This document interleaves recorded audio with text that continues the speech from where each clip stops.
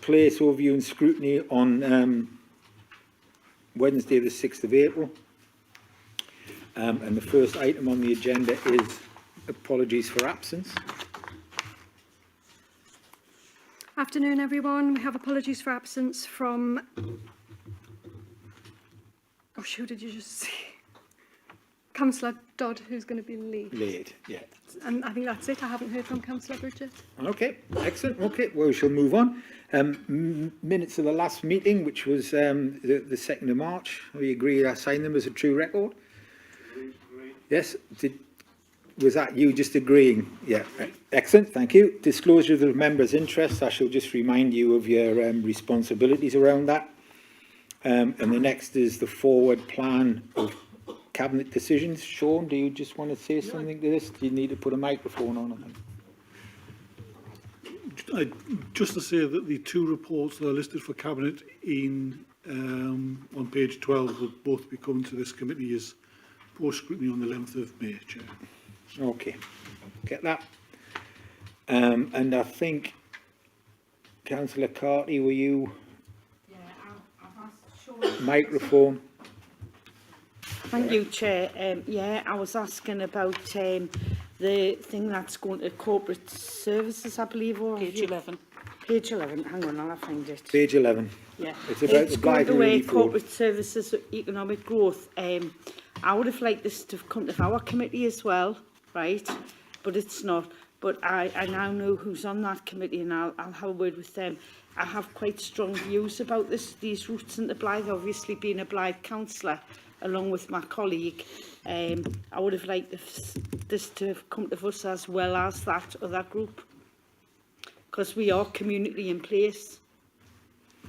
Sean, or is that something that we can manage, or is it not appropriate? It's not something we do. I mean, that's that's really one of the purposes of Chairman's Group, is where a particular issue falls between two committees. It's actually going to corporate services as pre-scrutiny prior to Cabinet on Tuesday. And the difficulty, of course, is that if you send it to two scrutiny committees, you could come up with two different sets of views. And but do you not think that's really important to have different sets of views? That's what scrutiny is all about, and then Cabinet can actually look at the views of people. I'm not saying it's not. That's how Chairman's Group look at it. Right. They take a view that should. Yeah. And at the end of the day, it is in the remit of corporate services rather than yourselves. So that's where I set it up. Okay, so I mean, I guess you could turn up to that scrutiny yourself. The chair would probably let you speak, I would have thought. All right, okay, thank you. Well, if you want to do that, I can raise it with Councillor Bourne on your behalf. Or alternatively, if you speak to one of the other group members on the committee to forward your views, you could do that as well. I think I'll forward my views on the other group, because I haven't got my diary here or anything like that. Okay. So, and I don't know when I know it's on the 12th of April, but I don't know what times or anything. 10 o'clock on the 11th. If I had some further... 10 o'clock in the morning. 10 o'clock in the morning. Yeah. Like I say, I don't have my diary, and I would have liked to have had a view on it. So will you just send us the details and I can converse with you? Yep, no problem. Thank you. Okay, and excellent. we can sort something out. Thank you. So that we don't usually have any discussion about the forward plan, so that makes a change. So we're now on item 5, which is scrutiny in the development of the Portland Biodiversity Net Gain site. We've withdrawn this for reasons of staff absence, and I think that it needs to have been through the decision process before it gets to us. So, Sean, this will come back to us, won't it? Yeah, it's been deferred to the 11th of May. Okay, so we'll be back here on the 11th of May. So the next is... Chair, yes, Brian. Just as an added point to this document, would it be possible that we connect with the Ashton and Pegswood councils, parish councils, to get some feedback into this, or give them updates as well, and also for all Ashington and Pegswood county councillors to be aware of this, because a lot of this information that came through, you know, I know that it's first hand, but we're building a case up for a project where I think we should bring in local elected members on it. Sean? Just to confirm, Chair, the decision has already been taken, so that report's already been through Cabinet. The purpose of it coming through to this committee is to discuss the implementation of the proposals. So if the point you're making is about feeding into the decision's already been taken.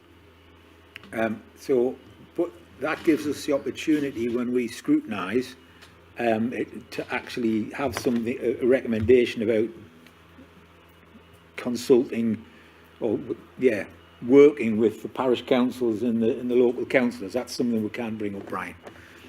Okay. Welcome, Councillor Dodd. Good to see you. No trouble. You did, and I did tell everybody. Good to have you here. Right, so the next one is overview, and it's a presentation on the Great Northumberland Forest. This has come out of the discussion we had last time, which showed our great ignorance of the project, and we thought, let's just have somebody come and tell us all about it. So here we are, and we'll have a presentation, and Glenn's supposed to be here, but he's not. Oh, sorry, there you are. You're up. Oh, okay. How does this work? Press the down key. No, just Yeah, just the left one. Oh, yes, sorry, yeah. There you are. red light on and down key on there. Down key on this one. Perfect. Thank you very much. Well, just as an introduction, my name's Mark Child, and I'm the Programme Manager for the Great Northumberland Forest. I've been with the council now since June, so last summer, and working with a team which we've recently recruited to progress plans around the forest. Hopefully this will work. So the forest is a DEFRA-funded and council-hosted initiative with a plan to plant and establish millions of trees, creating more wooded landscapes across the county by 2030 to help tackle the big challenges facing society, including climate change and biodiversity decline, whilst promoting health and well-being and supporting a thriving local economy. The initiative was announced back in the autumn of 2019, with the first phase being the creation of 3 new public forests covering 500 hectares by 2024. And Forestry England are in the process of delivering 2 of those at the moment, and we're exploring opportunities with members of the Northumberland Woodland Creation Partnership to deliver the rest. But since 2019, over 700 hectares of new woodland have been planted, and over 240,000 additional trees to that hectareage have been planted as well. And that's been sort of through schemes which Forestry England have done, through funding from the Forestry Commission, Countryside Stewardship, the Green Recovery Challenge Fund, private finance and other initiatives which have been set up to plant trees. So the second phase was the creation of the Northumberland Woodland Creation Partnership, which has been formed to facilitate a step change in the pace and extent of appropriate tree planting schemes across the county. And there are 14 organisations which make up this partnership, and they meet on a sort of 6-weekly basis in a kind of the basis of a steering group. And we're just in the process of developing a working/delivery group at the moment, which will encompass wider partners to support further tree planting across the county.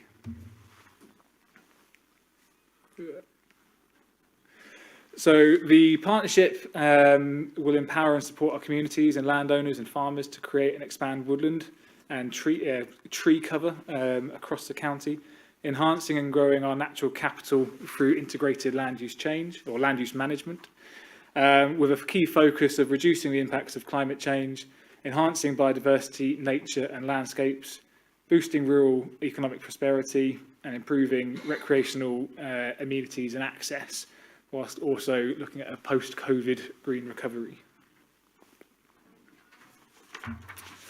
So in terms of more of the recent updates, we formally launched the programme in November at Kirkharle, and that's really been to kind of kickstart the third phase of the programme, which is wider engagement with landowners, farmers and communities, because that's going to be the real focus of how we are able to deliver an increase in tree cover across the county.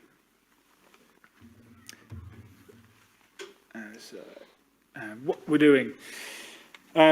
So since I came into post in June, we've been recruiting a team. So there's 4 of us now.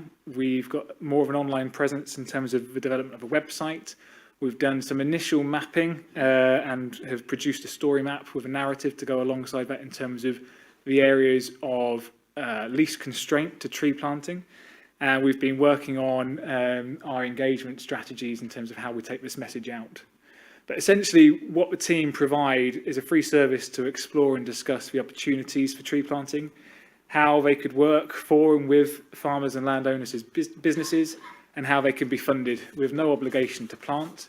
And just on the screen, there are a couple of the funding options available at the moment through Forestry Commission, the Woodland Trust, Forestry England, and we've also been coordinating the Local Authority Treescape Fund through the council. We've also been supporting local services and looking at the opportunities for future management of the council's existing woodland estate. Last year, we were successful in securing funding through the Local Authority Treescape Round 1, and so far we've planted over 3,000 trees as part of that initiative across the county, providing a visible demonstration of community-led planting. We've been supporting communities and parish councils with Queen's Green Canopy Jubilee celebrations. And we've also been working in partnership with the recently launched North East Community Forest, particularly with schemes around the county boundary. We've also been successful in securing some additional funding from DEFRA in the form of capital. So looking ahead, the pipeline for woodland creation in Northumberland is looking healthy, with approximately 800 hectares being delivered this season. And there's around 3,000 hectares at various stages of planning, although this does have a focus on a smaller number of larger landowners and is subject to regulatory approval. Maintaining the momentum and generating more interest, especially with medium to smaller landowners, is going to need greater promotion of the offers available, improved support through the planning, regulatory and delivery process, providing opportunities at smaller scale, and identifying the links between tree planting, biodiversity net gain, local nature recovery, and other policies which are emerging through the Environment Act. But this is where the Great Northumberland Forest team is focusing our efforts, and with the additional capital funding we've secured, which is in the region of £1.6 million over the next 3 years, we're hoping to do more to the end of the programme, which is 2025. And that's it from me. Thank you. Questions?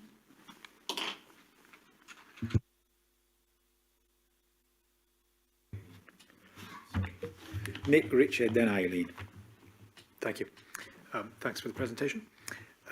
You said that 240,000 trees have been planted in addition to 767 hectares. Are you able to tell me how many trees in total we've planted so far? No, not on that front. So the hectareage will be a mixture of different planting densities, somewhere between 1,100 stems to 2,500 stems per hectare. So, but depending on the objective of why they've been planted, they'll be planted at different stocking. But the additional trees are trees outside of that kind of woodland context. So individual trees, hedge lines, hedgerows, and small groups. Okay, thank you. Can I carry on? Yeah, carry on. Thanks. You first, yeah. The Committee on Climate Change says the UK needs to plant 50 million trees per year until 2050. And Northumberland is just over a 50th of the UK by area, so our share would be 1 million trees per year, and that's every year till 2050. The Great Northumberland Forest, I believe, is going to consist of 1 million trees planted over 5 years. So not 1 million trees per year till 2050. So I'm just wondering if we have any plans to scale up our ambition to meet the CCC's ambition. So my understanding was that it's millions of trees as opposed to 1 million. I think the initial phase, which was announced as part of the additional announcement of 500 hectares, was the 1 billion trees by 2024. But we are expecting and working towards delivering more than that. Good. Okay, thank you. Okay, Richard. Yeah, I'm not in the gang that says trees are fantastic and we just plant them and we can go on holiday, we're okay. You know, I do plant a lot of trees and I do have land in Scotland, and I've got a fear that everyone's going to say in this rush to plant trees, you know, let's put them on the hill above Otterburn because nobody else knows about that, or somewhere else remote, and that'll get us out of jail. I don't think it will. It's got to be more than just planting trees, because trees have got to be managed, and trees, you know, we've had this big storm. I reckon if we plant 1 million trees, there'll be nearly 1 million come down this last year. I know I'm still on with a whole load, you know, just sawing them up, clearing them up. And, you know, we've had this problem where trees of half the wood's come down. So the whole wood's got to come out. You can't just replant half. So there's a fair bit of what I'd call other things happening other than creating. And I've mentioned this before, that a lot of farms around me were sort of damaged in the storm. And I don't know if you recall, but years ago, you know, when they put on the A696, the little complete utter waste of money, it was millions of pounds when they put like a concrete bit up the side of the A696 to get the tanks, the army specialist guns up there. It was in 2005. I remember distinctly because I took a lot of soil out that they took, and I made a bund around the farm and I've planted it with trees. And that saved my farm from damage. And I think that we can be cleverer than creating another bit of woodland somewhere. We should be encouraging the use of trees as protection and shelter for lots of things. Because it's not just up on the wilds of Otterburn where we're going to plant stuff. We've got to have trees around here. And other sort of things that will put right the wrong. I mean, we as the county council have enormous amounts of land with absolutely nothing on it, around the sides of roundabouts, roads and all that. And I think we could have been cleverer in what we're trying to achieve. Now, I think, you know, somewhere in the future, you know, because a lot of people do plant trees and then in 30 years' time they think, oh, I've got to get them out of here. And then we run into problems with forestry roads, forestry routes, all of this. I just hope we've done a bit of thinking.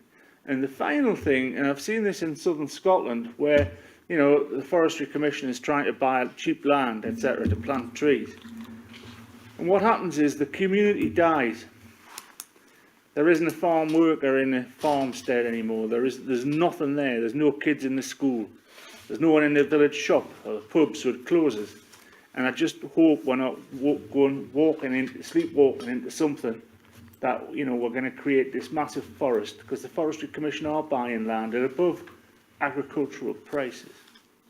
And it's just a little warning that we've got to do a little bit of balancing act. I'm not against what we're doing, but I think we need to think a bit harder. Thank you. Mark, did you want to? Sorry, do you want to comment on that? You're not obliged to. That was more of a statement than a question. But if you feel as though you can contribute, please do. Well, the question is, are we given equal thought, other than just planting stuff up at Otterburn, to how, you know, where it could go? That's the question. Thank you. There you are. There, got a question out of them in the end. Thanks, Richard.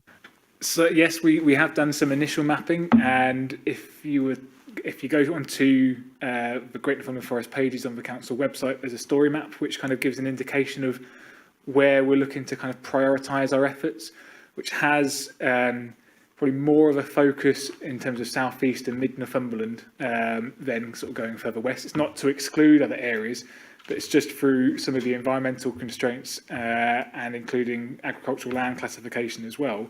It's sort of where there are fewer constraints to tree planting. So it is something which we've done some initial work with, but we've decided not to go into too much detail on that because we didn't want to make too many assumptions around what landowners and managers should be doing with their land. But it's more a case of having enough information to start a conversation in terms of what the options are. In terms of the council-owned land, and I'll just come back on this, we are working with the estates team and assets team to explore opportunities which on the land the council own. There are obviously various calls on that for other uses, particularly with biodiversity net gain and other things happening. But we are having discussions around that. On I sit on the North Eastern Cumbria Timber Transport Forum as well, with a kind of feed-in, particularly for woodland creation, sort of with colleagues at the other end of the room. So that is something which we're also trying to feed in terms of linking into that future management and future strategy. So we are looking to develop that. And on the point of communities, it's, again, we're not looking to have a sweeping change from one type of land use to another, so not from farming to forestry. We're looking at how we can integrate trees into that landscape to provide benefits, but still keeping that kind of community focus at heart as well. So I'm not going to say we're going to be able to get it right in every instance, but that it's kind of going with that mantra of trying to integrate as opposed to replace, I think, is a key part. Okay, Richard? Yeah. Eileen? Well, Richard stole some of my thunder, because I actually know that trees have to be managed, and we have to have tree management plans behind what is planting. I'm also quite keen on making sure that we have some decent trees, like specimen trees and traditional English trees, a mixed variety. And I know the Queen's Canopy and the Woodland Trust were just whips, so I'm not sure if there's going to be any reasonably decent sized trees planted. And I mean the right tree in the right place as well, right? But it's all well and good getting all the trees perhaps in the countryside, but it would be really nice to surround some of the towns with trees as you're entering into a town, so it looks nice when you're driving in. That's where you've got most of your car pollution. That's where the trees can soak up the pollution from the cars, and that's what I would like to see. So have you got any plans to do something like that as well? Because as Richard rightly said, the trees kind of saved his farm basically, and trees around a town somewhere on the outskirts of a town could be as equally as good. So, what's the plans for that? So last year we were successful in securing funding through the Local Authority Treescape Fund, which has led to tree planting projects which we've completed this year at Blythe and in Cramlington. Unfortunately, due to the storm and sort of staff capacity, we've had to put on hold the planting of the standard trees, so the larger trees, sort of 10 to 12 foot tall, just in terms of we could probably plant them, but it's the ongoing maintenance that those trees require. So we've not had the capacity to do it this year. So those trees have been delayed until the autumn, when we're confident we've got the capacity to do that. We're working at the moment on putting together round 2 for the Local Authority Treescape Fund. So I think the end of last week, parish and town councils were contacted to submit expressions of interest for those schemes. So the Local Authority Treescape Fund can do sort of whips for about half a hectare, and it can replace standard trees which have been damaged by storm or other reasons. That fund does not permit the planting of new standard trees in new locations, but there is another source of funding from the Forestry Commission called the Urban Tree Challenge Fund, which does pay for standard trees, so those larger trees in urban and peri-urban areas. So again, as part of the email which has gone out to parish and town councils, we've said that although we don't coordinate that one, we can provide some additional support to sort of see how that goes forward. So it's something which we are working towards. We're also linked in with the local services team around the existing council-owned woodland and that management, but then also what are the other opportunities on other council land for tree planting. So yeah, take that all on board. Okay, Eileen, anything else?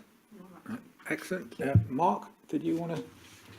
Thanks, Chair. I just want to drill in a little bit more to your mission. You've got boost rural economy, I can't say the word, prosperity by growing and thriving forestry and wood processing sector. This council's actually had to set away a future farming review due to the potential large-scale impact that the change in agriculture is going to have over the next few years. So the statement saying that you're going to boost the economic area, how have you come to that? Making that statement? So due to the loss of jobs in agriculture because of tree planting, compared to the people that's going to process timber, how did you get to that statement, or was it just a bit of sounded good when you wrote it? So the statement comes from a strategic document which was put together by the Northumberland Woodland Creation Partnership, so the 14 organisations, including the NFU and the CLA, and that was kind of the wording which was agreed prior to me starting. But I would see that when you do have the potential for an increase in woodland cover, that has a potential link then for the additional fibre and material which is available to go into the processing sector. So although and again, it just depends on the scale and what is deemed appropriate by the land manager, landowner for their own business. But if we're seeing an increase in tree cover, we'd expect there to be a subsequent increase in timber availability as well. So there has been a sum worked out of the loss of agricultural jobs will be more than covered in the economic value of timber planting. I wouldn't say there's been that specific detail, but again, I think what we're trying to focus on and promote is that it doesn't replace, it works alongside. I would disagree with that. If you're replacing agricultural land with forestry, you're definitely replacing. And it doesn't work alongside. The other thing is I'm very concerned, and a number of the parish councils are, about the amount of road damage that timber production's currently causing. Speeding through smaller villages, larger wagons using smaller roads, it's crippling these guys sat on my right with funding. Now, is that going to be built into that? How much benefit or extra income is going to be pushed into highways to ensure that we can move this timber around safely? It's currently, in terms of the specifics, that's not being worked out. What we're, I guess our focus is, because we're more of an engagement focus rather than direct delivery initiative. As part of our advice, guidance and support, we are kind of asking the applicants and people looking to go down the tree line, particularly for with timber as an outcome, to consider and engage with highways in terms of that planning requirement. If access is required, the timber transport, the agreed routes and the consultation routes, and particularly that kind of early engagement with the highways team to ensure that this is factored in.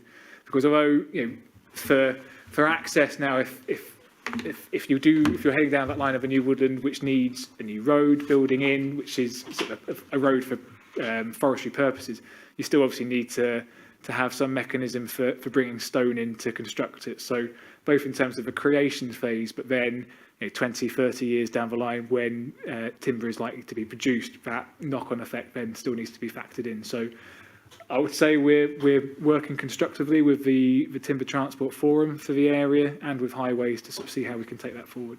And is that a potential 106 that in the planning process that local members can push for? So if there is a larger development over a certain size, then 106 funds can be put into highways to protect the highway? It depends on the specifics of the site. So in most instances, forestry has permitted development rights to construct roads without planning without a planning application. It depends on the proximity to the highway and if the land in question is deemed as in forestry use.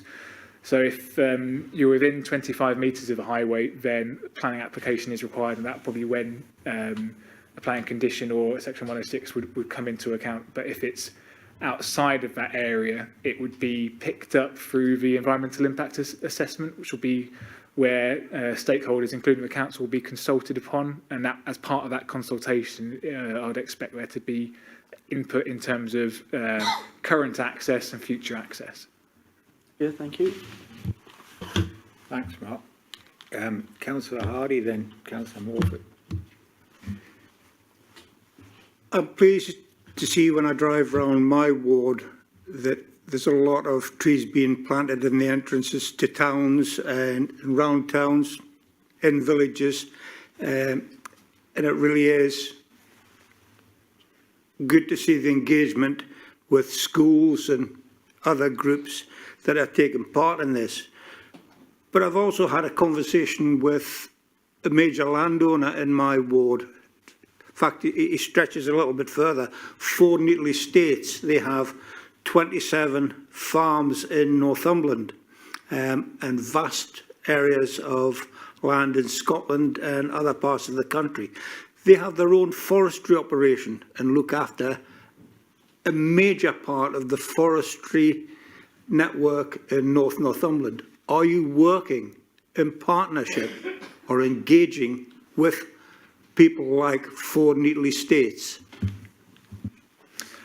We haven't directly yet, no, because it's one of the things which we're developing in terms of how the contacts to get in and the resource to do that. If I may, one of the concerns that the owner of Ford Neatley Estates has is that they are not being involved in the process, and that there's going to be a great number of trees coming to market size at a single point instead of a block planning and forestry allocation for a period of years. And I would have thought it would have been prudent to engage at the earliest opportunity with some of the biggest forestry and landowners in Northumberland. We are working on that. I think at the moment, there's an emphasis, most of the larger landowners already have a fairly good clue in terms of what they want to do, and they've got the support of agents and woodland officers to support them in that decision making. So in those instances, to date, we've not sought to engage because they've already been fairly active in that space and continue to be so. It is on the list to reach out and engage with particularly the larger landowners, but we felt it more appropriate to just make sure we had an appropriate way forward to deal particularly with farmers in terms of the messaging which has been going out, the confliction around what's happening with subsidies and everything else. And again, sort of looking at if everyone did a little, we'd probably end up with quite a lot. So it's kind of been where our focus has been to date, but fully take on board that we do need to be engaging with larger landowners as well. Okay. Councillor Milford. Thank you. I'd like to know what species have been planted and will be planted and where.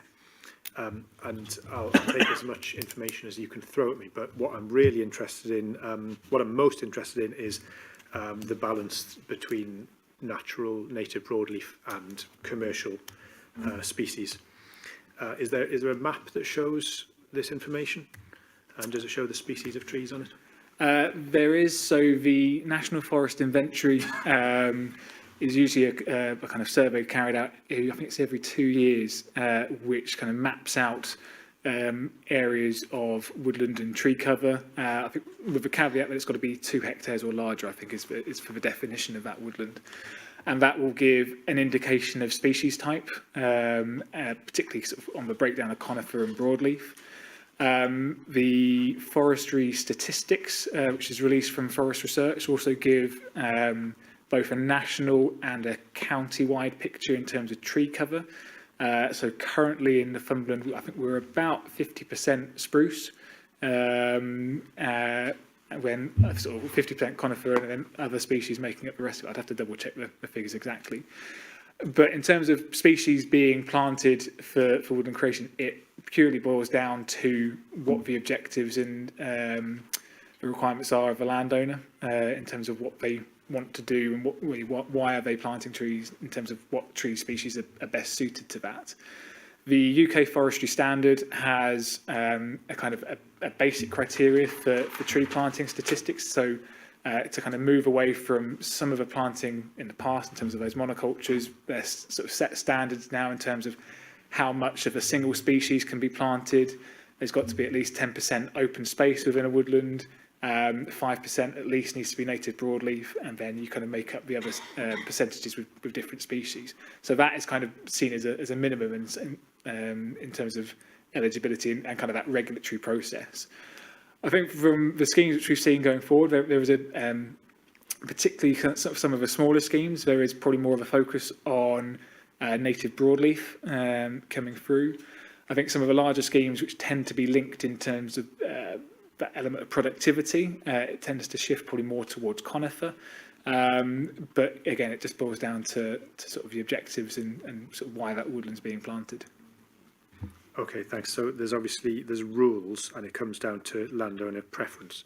But can you give me even just a rough idea of the balance between commercial forestry and broadleaf native woodland What's going in? in the Great Northumberland Forest? That's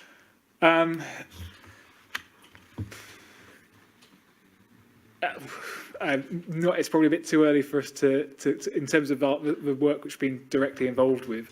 I would say there'd probably be a tendency to say maybe 2/3 conifer, 1/3 broadleaf.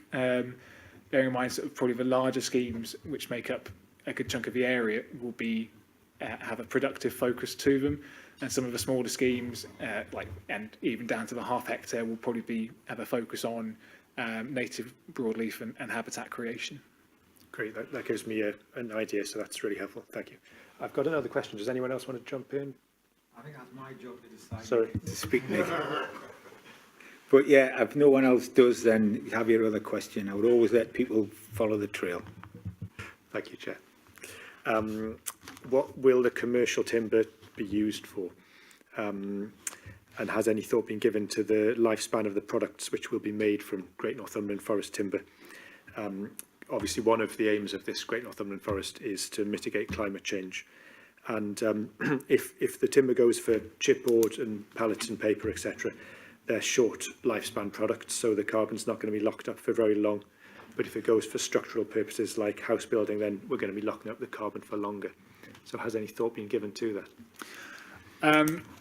Again, probably not in significant depth, but because it depends on the species which have been grown and their end use. So sort of some of the native broadleaf, sort of oak, obviously take longer to mature and to produce a product, but then that product usually goes into a longer term source in terms of its use. Conifer, again, depending on it can be grown, and you can have a product which is suitable for construction and for any industry kind of by sort of 40 to 50 years time, even sooner, depending on fencing material and thinning. So it really just depends on the species which have been grown, but the kind of sawmilling sector of the industry is quite strong in the north of England and south of Scotland. So with products going to Egger in terms of a chipboard, there sort of no doubt be an element of burning, but then that substitution of another material which will be burnt instead. But then it goes with the mills here, particularly with Scots or BSW, there are avenues for timber to go down for various purposes. So I would expect a good chunk of it will go into fencing, which usually has a 10 to 20 year lifespan. But I would hope that a good chunk would go into longer use or longer lock-up use in terms of its products at the end. Okay, Councillor Gallagher. Thank you very much for the presentation. You've educated me a lot there. I just want to come on to what the Vice Chair had said. Now, I know we've got a forestry industry in Northumberland, and the way I'm picking up your presentation is that forestry manufacturing will enlarge. And I do voice the concerns of introducing another heavy industry into another new areas. Them new areas they'll have their own issues and their own problems. And on previous scrutinies, we've had them from quarries where we've had wagons driving at speed through local villages. And I think that early days, when we start talking about, one, the planting of the forest, two, when the forest becomes mature, and three, when we start to manufacture that, all of these things should be made early days. And we've got the guys on the left-hand side here from Highways, so they've got the experiences of the existing forestry commissions and the industry and what the problems are there. And I think early days we should try and tie in and learn from the experiences what we're having at the moment. And if that becomes a larger scale development in the future, at least the people that follow us on are reassured that we've dealt with those issues. Now, the reality is, I don't know, coming back to your 106 mark, I don't know if the 106 money would be enough to cover a highways problem in 10, 20 or 30 years' time. We don't know where the finances are going to be in 10, 20 years' time. So we need to nail them in early days when you're having your planting plans, when you're identifying areas, when you're identifying the programme, and those, you know, even if it comes down to a bond, I like the idea of a bond rather than the 106, because the 106 it can change, because the housing industry tells us that. The 106 agreements that were made before on previous plans to the price of houses now, you know, the developers are making a fortune. So who's to say that, you know, in the future that the forestry commissions may make a fortune, but they may make a loss. So if you're tied into a 106 agreement, that means it's on a percentage, and that money that comes in to help these guys out on highways is reduced. So I think there's a little bit more to think about it. The initial plan, fantastic, but the consequences in years to come and future generations need to be looked at, need to be tied in. So thank you. Thank you, Chair. Got nothing to add. I'll pick up a conversation with the team down the end. Right, okay. So I've just got a couple of things I'd like to add to all that. First of all, I don't know why we ended up, I don't know whose decision it was to call this the Great Northumberland Forest when it isn't. I mean, all of us have in our minds what a forest is, which is a vast, unbroken collection of trees. And what you're saying is it's going to be bits here, there and everywhere. And what it's boiled down to me today, it seems, is that this is about the Forestry Commission growing more trees. And I thought this was about climate change and carbon capture and stuff. I didn't think that we'd be talking about the Forestry Commission buying up land and planting trees in it to harvest them in 20 years' time. My vision of what I thought what I was going to hear today was that we, the council and other partners, had come together and they'd found a massive piece of land and they were planting native broadleaf trees in it, and it was just going to be left to be part of the landscape, like, you know, like it would have been 100 years ago or longer ago than that. But it would have, you know, it would be the place that absorbed some of the carbon, and it would be there forever, and it wouldn't get thinned. It would just be left to be what it would have been if it had grown naturally.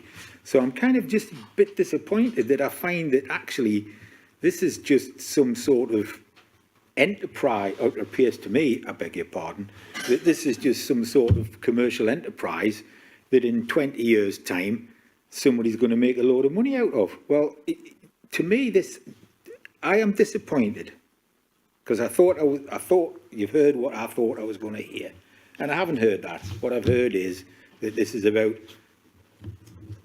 a monoculture of thousands of hectares of land with one kind of tree in it, that it doesn't increase biodiversity much at all, and it's about, in 20 years' time, somebody ripping it up. And I don't see how, having spent 20 years growing, when you rip it out and you put another smaller tree in its place, that is not taking as much carbon out of the atmosphere as the big one did. So as I say, yes, you can say. I'm just disappointed that we haven't got a vision. I mean, why haven't we got a bit of land and allocated it for carbon swapping? You know, you get on a plane, people say, "Oh, we'll plant a tree." Well, why haven't we started a company that is willing to plant trees for carbon offset? I'm just, as I say, I thought I was going to hear. Can I help you, Jeff? You can in a second, when I've finished moaning on. I know, but you're just moaning on. Yeah, so what I would like to see, but the actual couple of questions that I actually have, is you said you're identifying planting places. So how can a councillor influence that? I mean, this is the first I've heard of it. You know, there needs to be more interaction between the members in this enterprise, as far as I'm concerned. We need to have, you know, if Eileen's got some land somewhere, she can identify, then she should be able to email you and say, Mark, I've got this bit here. And then for you to discount it or account for it. And you know, the place that I live, I just drove past a small wood that has been chopped down to make way for the railway today. So God knows how long it's going to take to replace those trees. But anyway, if you want to help me, Richard, go ahead. I do recall the bit of wood you're talking about. It wasn't very good. Doesn't matter. Anyway, to help you, land is land, and land has a value. If you and I were farming brothers or in anything, and you said, this is a bit of land, suppose it's 300 acres there, it has a value.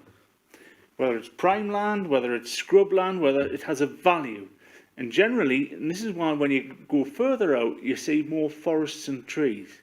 Because the good land near the coast, up the valleys, etc., is used for crop production. Where it has been very useful, I'm sorry to go back to shelter belts, where there's a lot of livestock, you will see shelter belts. And you've also got to understand, I mean, I'd love to take you on a tour.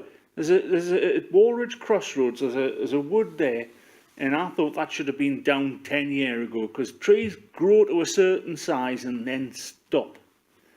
So half of that's now down, blown down. So it's sort of a rescue job to get it. So you know, every bit of land has a value. Every bit of land is capable of growing something. And there's a change in thinking, because everyone thought, oh, cows are the real problem here. It's not. Cows are great for the planet because they live on grass. And where you've got grass, you've got all the stuff that comes out of that grass helping the planet. And, you know, we get hijacked with other campaigns who say that everything's polluting the planet. Get the facts, Jeff. The facts are that land has a value.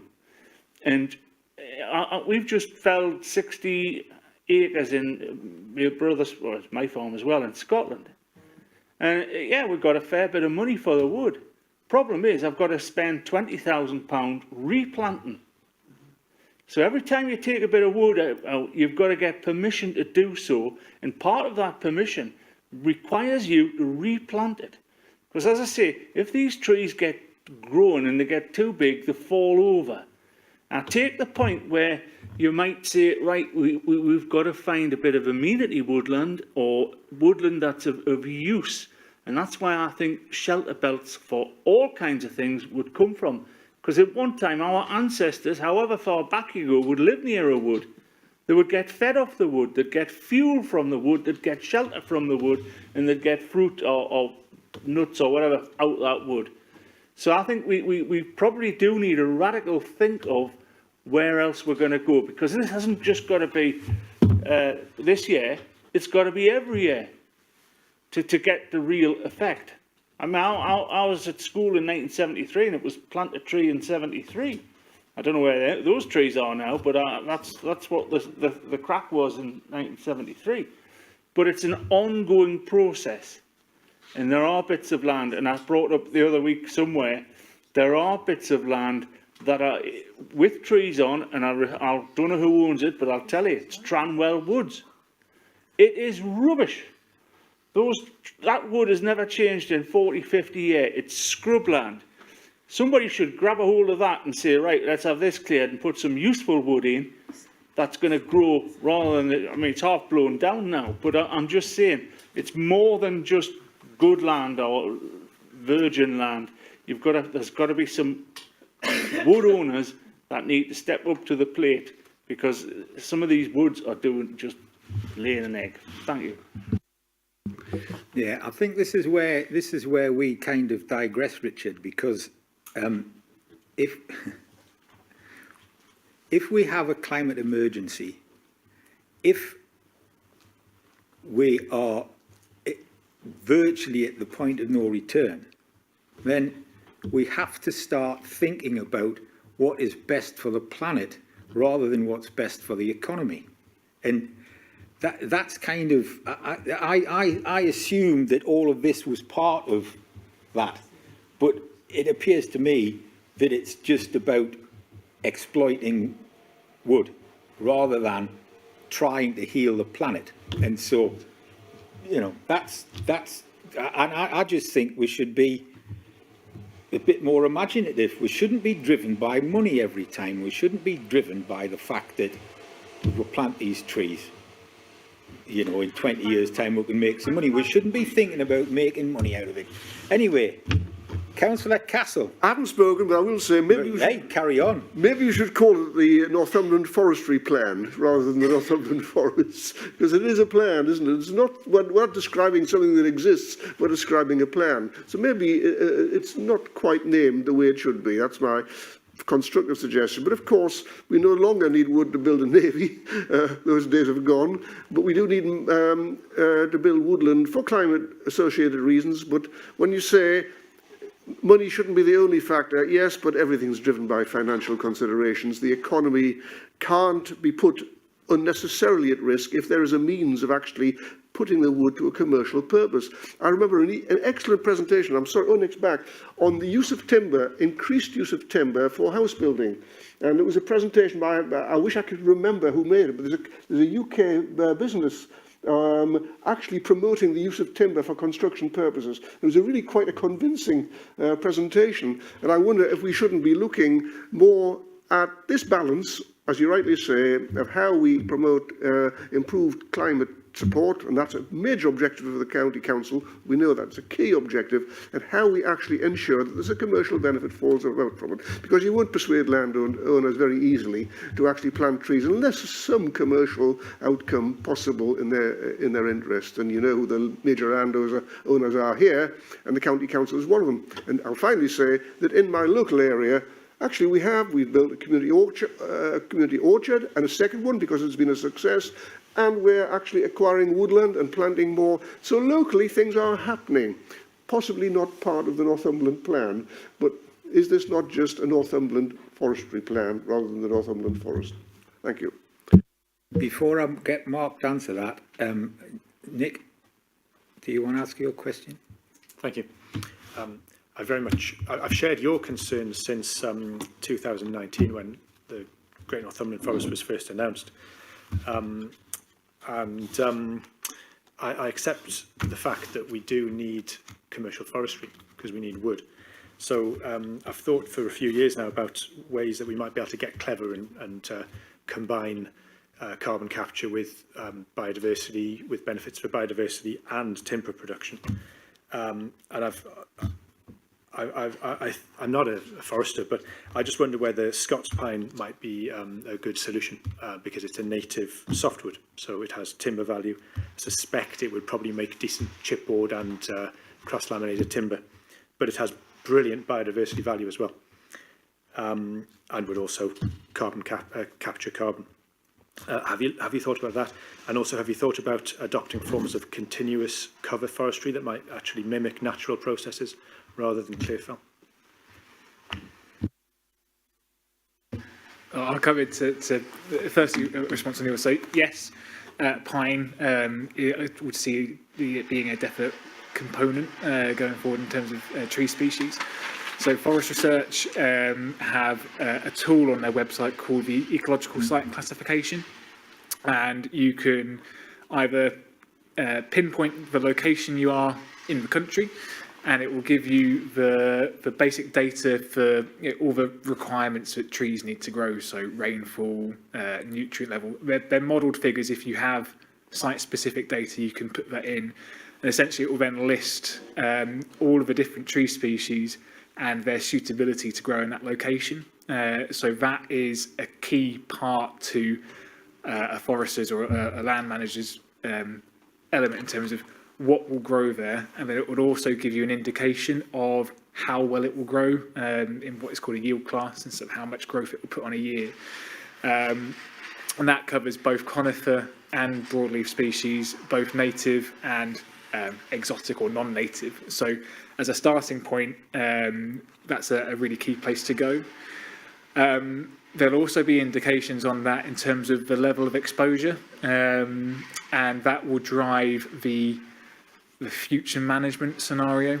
So if it's good soil, well drained and relatively sheltered, that gives you far more opportunities to diversify the silvicultural management. So continuous cover being a key focus. And actually, when you look at kind of long-term structures, the management of CCF actually has probably greater merits to it, because you're not having this huge amount of timber coming onto the market. It's on a cycle, so you take a bit every kind of 5 years, 5 to 10 years, so it's more evenly spread. There's sort of less disruption, and once if the system works, it also regenerates under itself naturally, rather than needing any further inputs other than the removal of trees to facilitate that to happen. It kind of works on its own cycle, so it works really well. It's just where you become more exposed, or the soils are slightly wetter, they're more exposed to the elements, as we've seen with some of the recent storms. So those factors put together will kind of give an indication in terms of what the future management could be like. But the kind of forestry standards in the country do kind of promote the use of different silvicultural systems like continuous cover as opposed to clear fell, but it just depends on the setting and the location and the exposure in terms of how successful that can be. I'm sorry, I'm just trying to, was there another question attached to that as well? Was it specifically, were you going to say anything more about Scots Pine? Scots Pine, so other than, so it is native, and Kielder, I think houses what is the kind of original native Scots Pine, to prove that it is English as well. So yeah, that will form quite a big component, I think, going forward in terms of trees which are planted. Again, it boils down to an extent in terms of the objectives of why the woodland's being planted, but I would see pine being a key part of that, particularly with the link to red squirrels as well. So on the pine, pine for instance, yes. Just going back to the name and the plan, yes, just to confirm that the Great Northumberland Forest isn't one new big forest. It's a vision or a plan to see more woodlands and trees in the landscape. And I think sort of looking at forest management, you can have, with particularly with multi-purpose forestry, you can have the best of both worlds. You can sequester carbon, you can improve nature, you can create habitats, and at the same time produce a product through timber or have a use.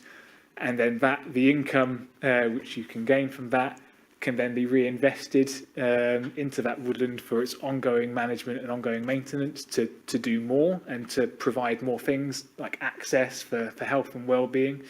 So they have multiple benefits, and with the UK Forestry Standard, those are really kind of being driven home to not just be a monoculture with one purpose. It's actually to look at the broader services that trees planted can provide. There's been some research done as well in terms of looking at the ability of a woodland to sequester carbon, and again, it ultimately boils down to when you remove trees, what are they used for, and what products, and how is that carbon locked up? But essentially, the kind of outcome is that managed woodlands sequester more carbon than unmanaged woodlands, because you have this changing cycle that once a tree reaches maturity, it's still alive and it's still growing, but it doesn't grow at the same rate as a younger tree does. So younger trees will sequester significantly more carbon than a mature tree. The mature tree's obviously sequestered, it's locked it all up, but it's locked up and it's there. It's not really sequestering any more other than just sort of the basics of what it needs to survive and live. Okay, Gordon, did you get an answer to your question? Really, I was simply say the title of our question.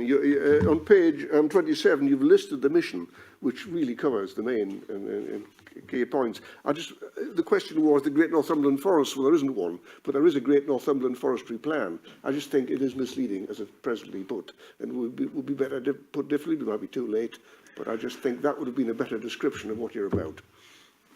Yeah, the name was in place before I started, but I can take it back to the steering group, and we can we've got a vision document, we've got mission objectives and other bits and pieces, which are then they're not set in stone. We want to continually review and assess them, like our mapping work, which we've done, because factors come up.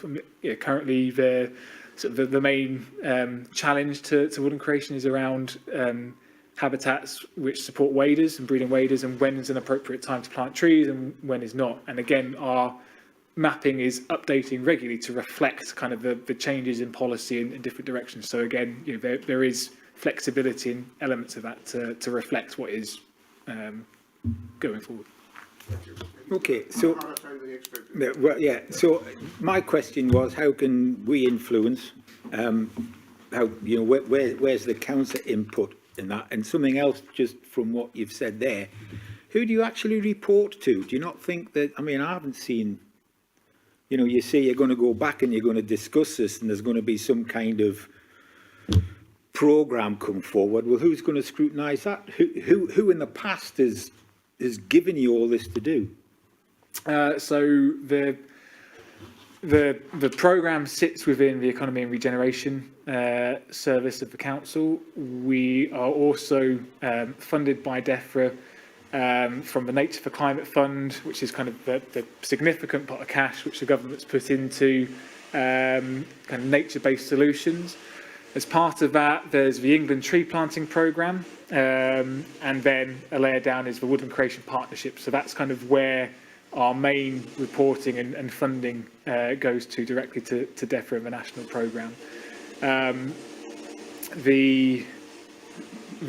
On top of that, we've got the steering group, which is made up of the Woodland Creation Partnership, so the 14 organisations, and that's kind of the platform, I guess, where things like this are discussed and agreed to find consensus to take things forward.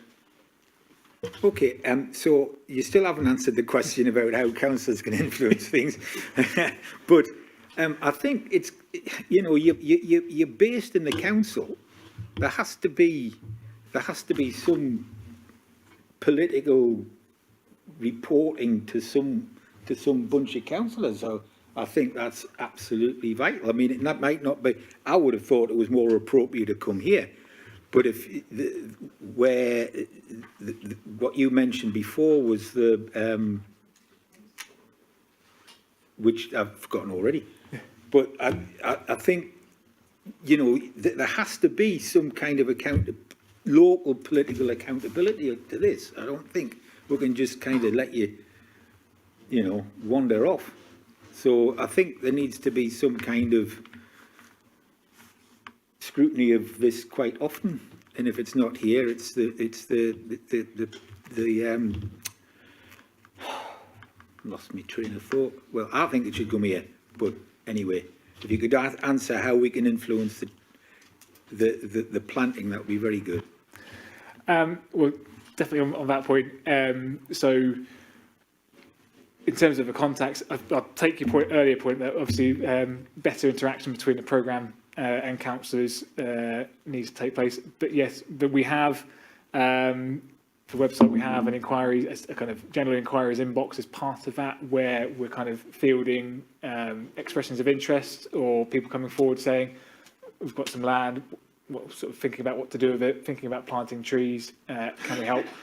And I would definitely sort of ask councillors if people are coming to them with ideas to definitely point them in our direction, and we can see if we can help. Okay, Brian. Yeah, just to maybe help you out, agenda item 7 is issues of a timetable to be considered, and one of those is a tree and woodland strategy. Yeah. So maybe now that you have an insight of where our mindset is going, then maybe we can recall the guy back and tie it up to the tree and woodland strategy programme. I don't have any objection to that. Sean, is that something that's possible? Yeah, I mean, something we'll look into. I mean, clearly, a number of comments have been raised today, we've got a note of. So it's just a case of when do you think would be best, that might be the best time to do it. But depending on when that is, you might think it might be suitable for it to come earlier.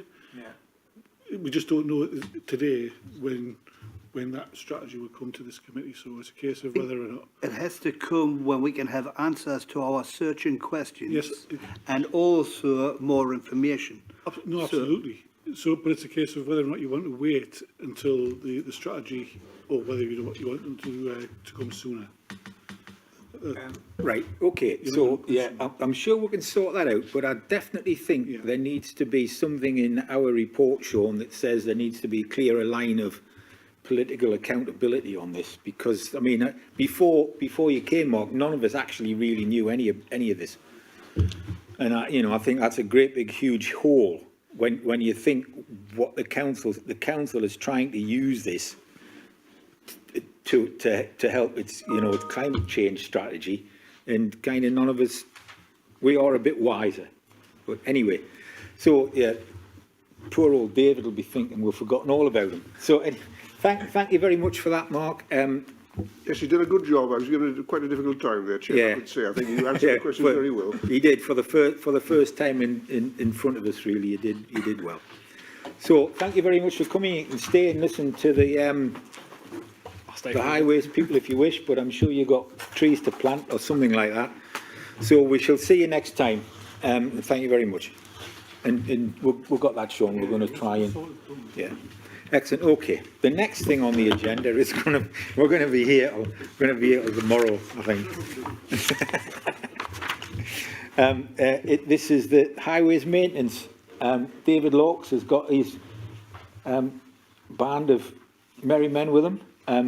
This is quite a long presentation, and I think a lot of us who have pre-read it were quite impressed with the detail it goes into, but let's try not to get swamped by it. So On a point of order, Chair, may I just say that, I mean, before we start at all, I might forget, I think this is of such great interest to all councillors, and the information and the level of information is not available anywhere else.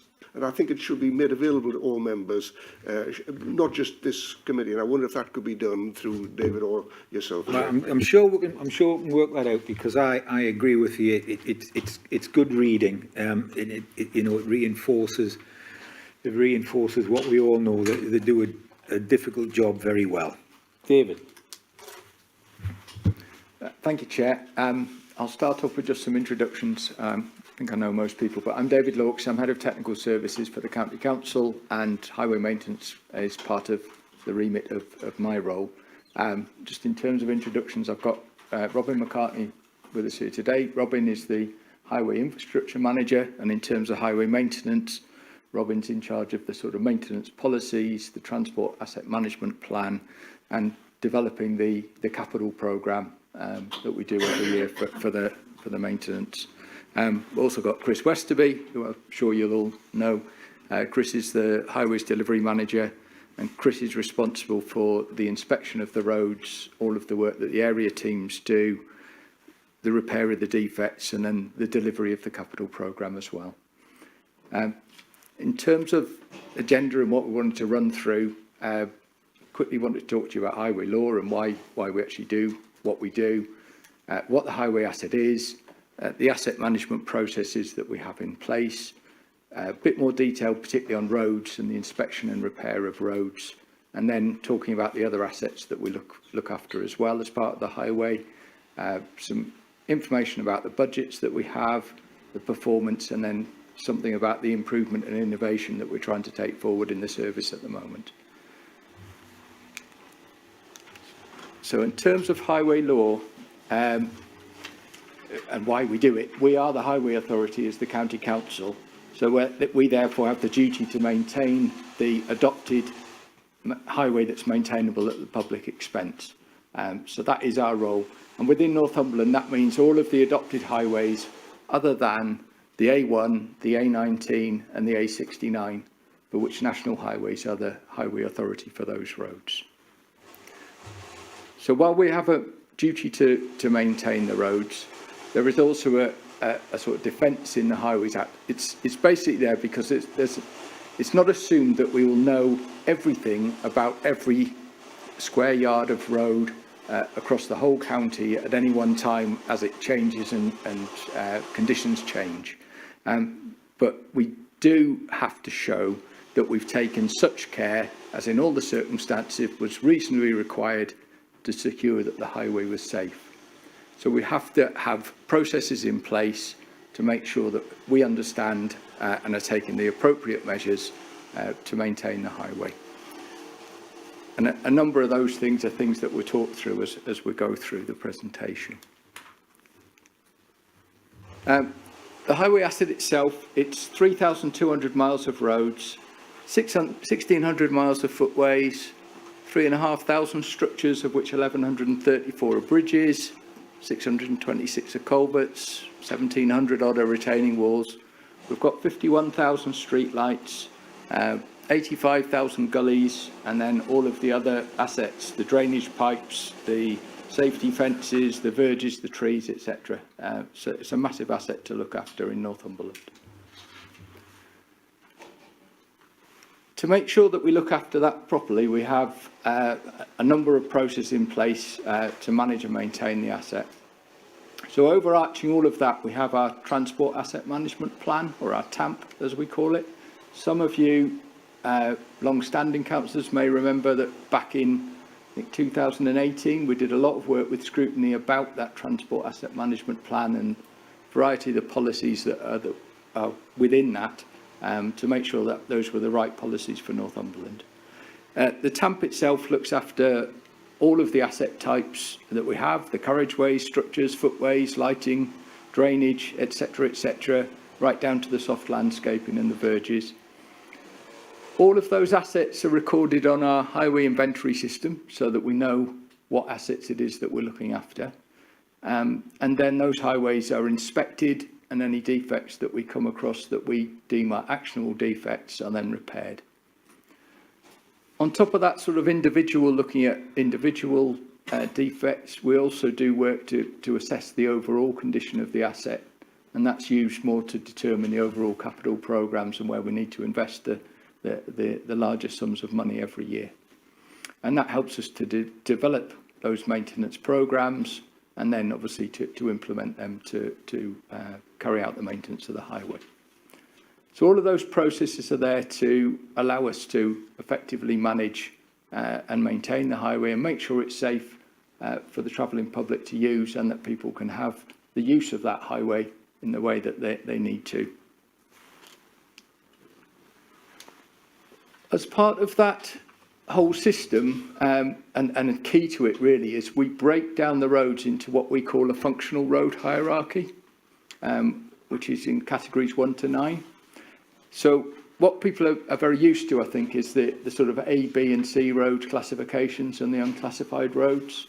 But we don't use those. We have this functional road hierarchy. And the reason for that is because obviously roads, the nature of roads and the nature of their usage changes over time. So something that may have been deemed a C road 50 years ago may have less importance now than something that used to be an unclassified road. So we've looked at it carefully and broken it down into the functional hierarchy. And that goes right from the major road network through a resilient road network, which is, we believe, the network that's needed to keep the county going, particularly in times of flood and winter and other times like that. Right through other types of roads, link roads, local access roads, and right down to the unsurfaced roads. So all of the roads are given a different category. And we then use that category to actually manage the roads. So depending on their road functional hierarchy, depends on how often they're inspected, and that can vary from monthly for a number of the larger roads through to quarterly, 6 monthly, annually. And then for unsurfaced roads, we're often green tracks across fields, etc. We don't actually inspect those, we just do that on an ad hoc basis as it's required. In terms of the inspection processes, we've got 11 highway inspectors across the county. Each of them have their own area of the network to cover. So if you think about that, we've got 11 highway inspectors and we've got 3,200 miles of road. So pretty much 300 miles of road for each inspector to look after. And I think it's fair to say those highway inspectors do a fantastic job, keeping the roads in good condition, having a good knowledge of them, and working with the local communities when issues do occur. All of the inspectors undertake training to the LANTRA national standard so that we're getting consistency and good work from those inspectors.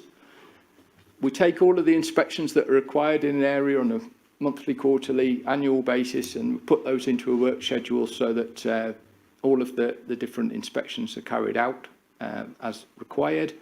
All of the inspection findings are then recorded. Any actionable defects that we find, works orders are issued for those, and then we make sure that we record the works that have been completed. So we've got a full record of all of the things that have been found in inspections, all of the work that's been done, and when it was done, so that we can defend any claims and we can make sure that we're happy that we are managing things appropriately. At that point, I'm going to pass on to Chris. I'm not. I'm going to do this one first, aren't I? Sorry. There's this, as well as what we find from inspections, we also get reports in from third parties. So it might be yourselves, might be parish councils, might be a member of the public, either through the contact centre or through the website. So we call those third party defect reports. And we also have a standard for those as to how quickly will we go out and inspect if somebody reports to us. And again, that's dependent on what the functional hierarchy of the different roads is. So if it's a more important road, we'll try and get out within 2 working days to inspect that road. But if it's a less important road, it might be 5 working days, or for an unsurfaced road, it might be 15. So I will pass on to Chris at that point. Good afternoon, everybody. So I'm just going to touch on defects and the who's and whys and why we approach it. And the key thing for me is consistency, and has been since I've taken this job on, is consistency across the council and across the road network. But the big old question is, what is the defect? So a defect in a carriageway is anything that is 40 millimetres deep and 300 millimetres in any one direction, and on a footpath it's any 20 millimetre vertical trip. So that's the criteria we've set in our policy, and that's what the inspectors repair to. So based on what David's just touched on the hierarchy, that's what the highway inspectors take into consideration when they're completing the safety inspections on whatever frequency they are. So we've got monthly inspections, we've got 3 monthlies, 6 months and yearlies. So when they look at that, they then identify the response time. It could be 2 hours, it could be next working day or 14, but a lot of our roads are 1s and 2s. It automatically defaults to a 14-day repair. So everything, the majority is a 14-day repair for actionable defects, but the highway inspector, through the risk assessment process, can upgrade that to a next working day or a 2-hour response if they deem it necessary. So once they've done all that, it's all inputted onto tablets and it's all captured digitally. There's photographs taken before, and then that's sent to our response teams. They then complete it digitally on the tablet, and then that sequence captures everything like David says. So then we've got that evidence-based approach. But that's all this is based on what David's touched on earlier, is there's a well-managed highway and infrastructure guidance that came out, which is a code of practice, which sets sort of the terms and conditions for all councils to apply this risk-based approach on defects. So to allow us to do that, a few years ago, we sat with our teams and we created, for want of a better term, a Bible and a guidance document, which is a 53-page document for all the highways inspection teams and area teams, which goes over, well, not every scenario, but the majority of scenarios, what they'll face on the road network at any one time, and it gives the teams on the ground some clear guidance on how we're going to respond as a council and how they should approach each individual situation they'll get. So this document's available if anyone wants to read the 53 pages, but it just shows what we are working to. So I've shared it with town and parish councils in the past. And once I found when I do share it, they come back and go, that's great, we know exactly what you're working to, and it makes sense now. So that'll be free to share, but that sort of clarifies where we are. So the 1H, the 2H, the 2Ms and the 2Ls are all the priorities that they've got, which are what we mentioned previously, the 2 hours, the 14 days and 28 days. And that's only on actionables, which is your 40 mils or your 20 mils in footpaths. So on the next one, this just shows you the demand, what we've been getting recently over the last couple of years.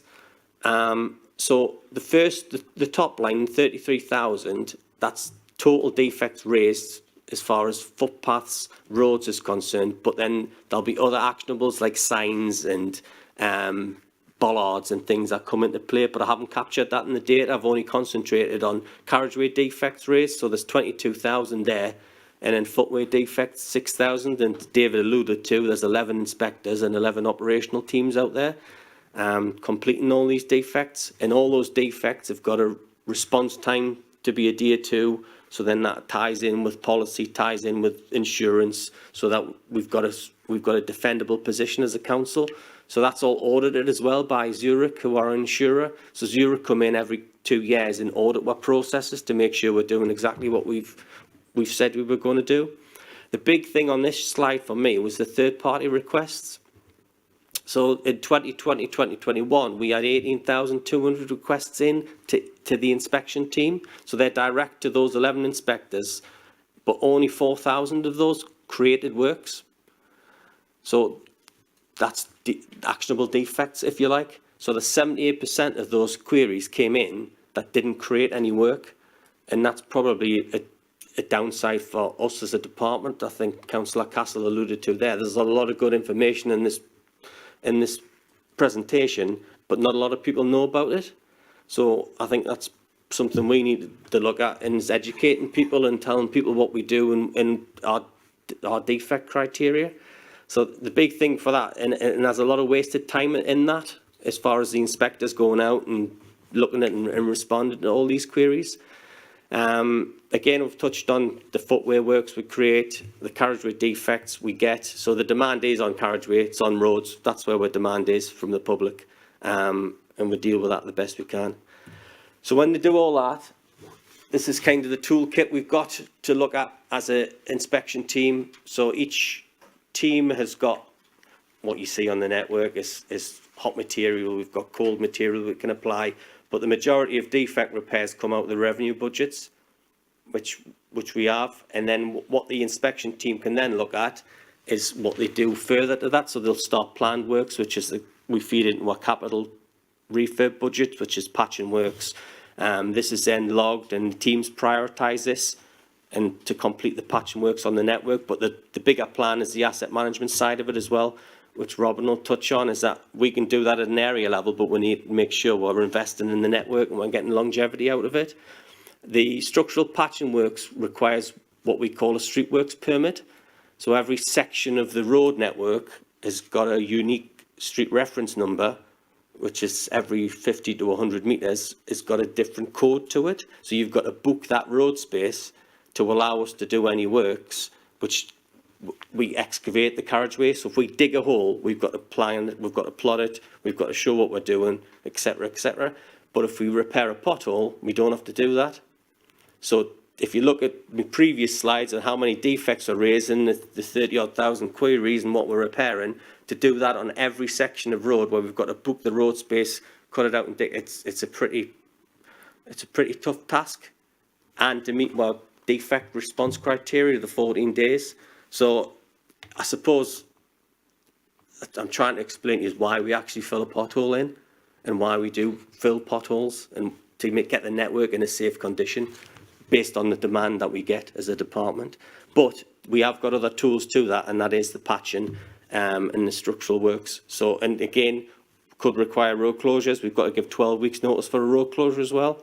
So a highway inspector may pick something up on a monthly inspection, but to do that work, you may have to close the road, and then that's 12 weeks beyond that. So that could be another 3 and 4 inspections beyond that point.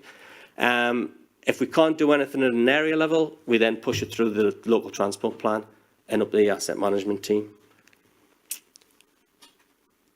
On that, I've tried to show here, that's sort of a snapshot of a day and where we are across the network. If I showed you everywhere we've been in a year, it turns into one big dot because we're everywhere. So it's just where we're hitting, and it's trying to see, we're creating 99 jobs completed in a day per area, and then the inspectors are creating 70 jobs, so that the workload's just constant and moving throughout, and it's a huge impact on the network. And on average, we've got sites across the county on capital and revenue works. We've normally got 40 to 50 sites running across the road network per day on average. So the network impact's pretty significant for us in what we're doing. So there's a lot of work going on out there outside of reactive, but it's about resourcing that and managing that the best way we can. And to get this done, to make it happen, local knowledge is key for us. And that's where the inspection teams are critical. But we still appreciate that we've got to move on and people retire and leave our sort of industry, and we're bringing younger staff up through the ranks to try and promote that. But we do lose a bit of local knowledge, and we have done in the last couple of years. I'm going to hand you over to Robin.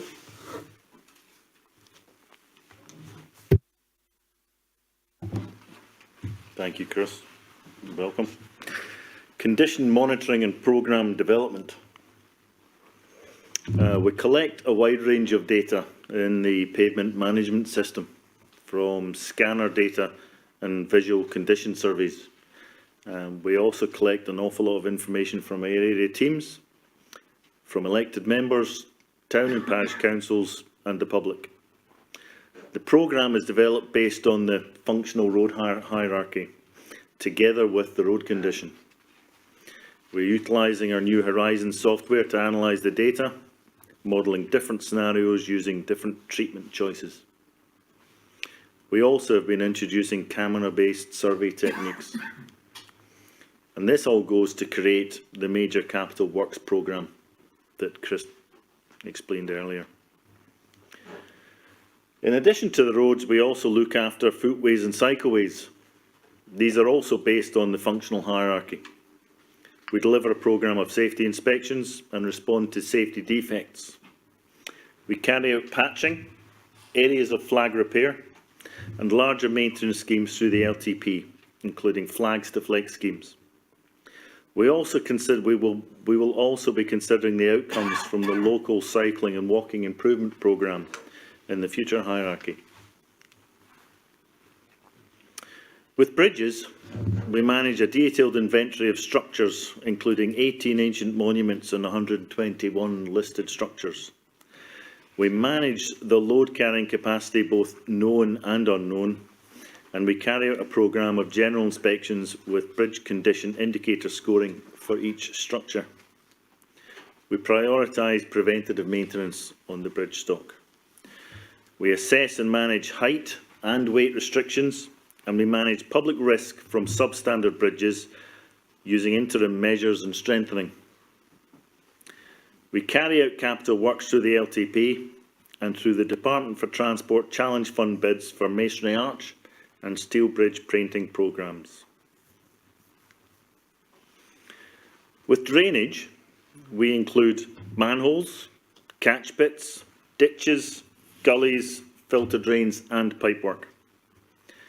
We deliver programmes of work to minimise risk to properties, danger to road users and prevent damage to the network. We clean gullies.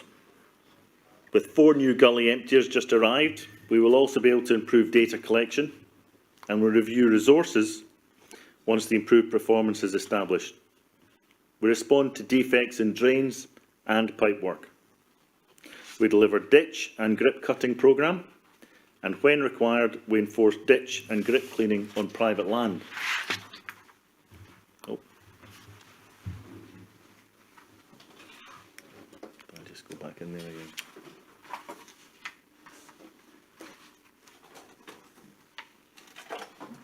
Hopefully. There we go.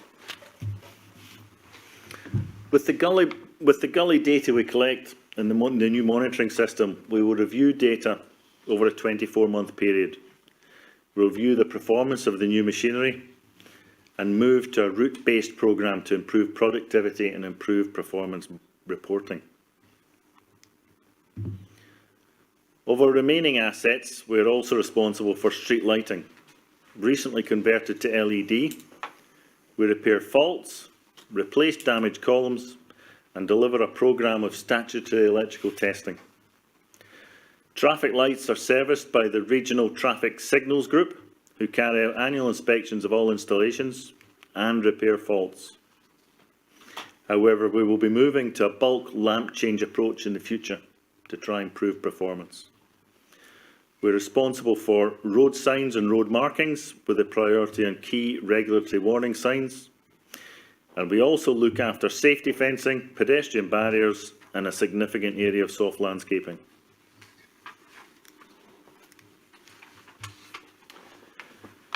A large proportion of our time is also spent monitoring performance, and we compare well against all other local authorities, bearing in mind the size of the county and the lengths of road we maintain. The principal road network has consistently needed 3% of its length, requiring improvement over the last 5 years, and that's 1% better than the national average. The non-principal road network, B&C roads, in 2021 needed 6% of its length requiring improvement, and that's equivalent to the national average.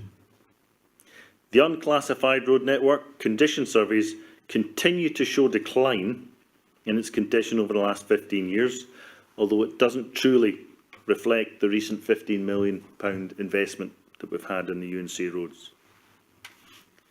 The average bridge condition index has also been consistent over the last 5 years, between 85 and 87% of bridges considered to be in a state of good repair. And although the footway performance indicators introduced in recent years would indicate a 4% deterioration condition. On a final note, Northumberland County Council street lighting has been identified as a best performing finalist in the Association of Public Service Excellence Performance Networks benchmarking each of the last 2 years. In the finances, we have to do all this. The annual budget allocations for 22-23 are £2.525 million for highway maintenance, £0.376 million for gully cleaning, and £0.664 million for street lighting, excluding the electricity, with a further £21.453 million capital maintenance programme. There will be an additional capital funding from UNC roads and footway programme, along with the DFT Challenge Fund bids. Thank you. And I'll hand you back to David.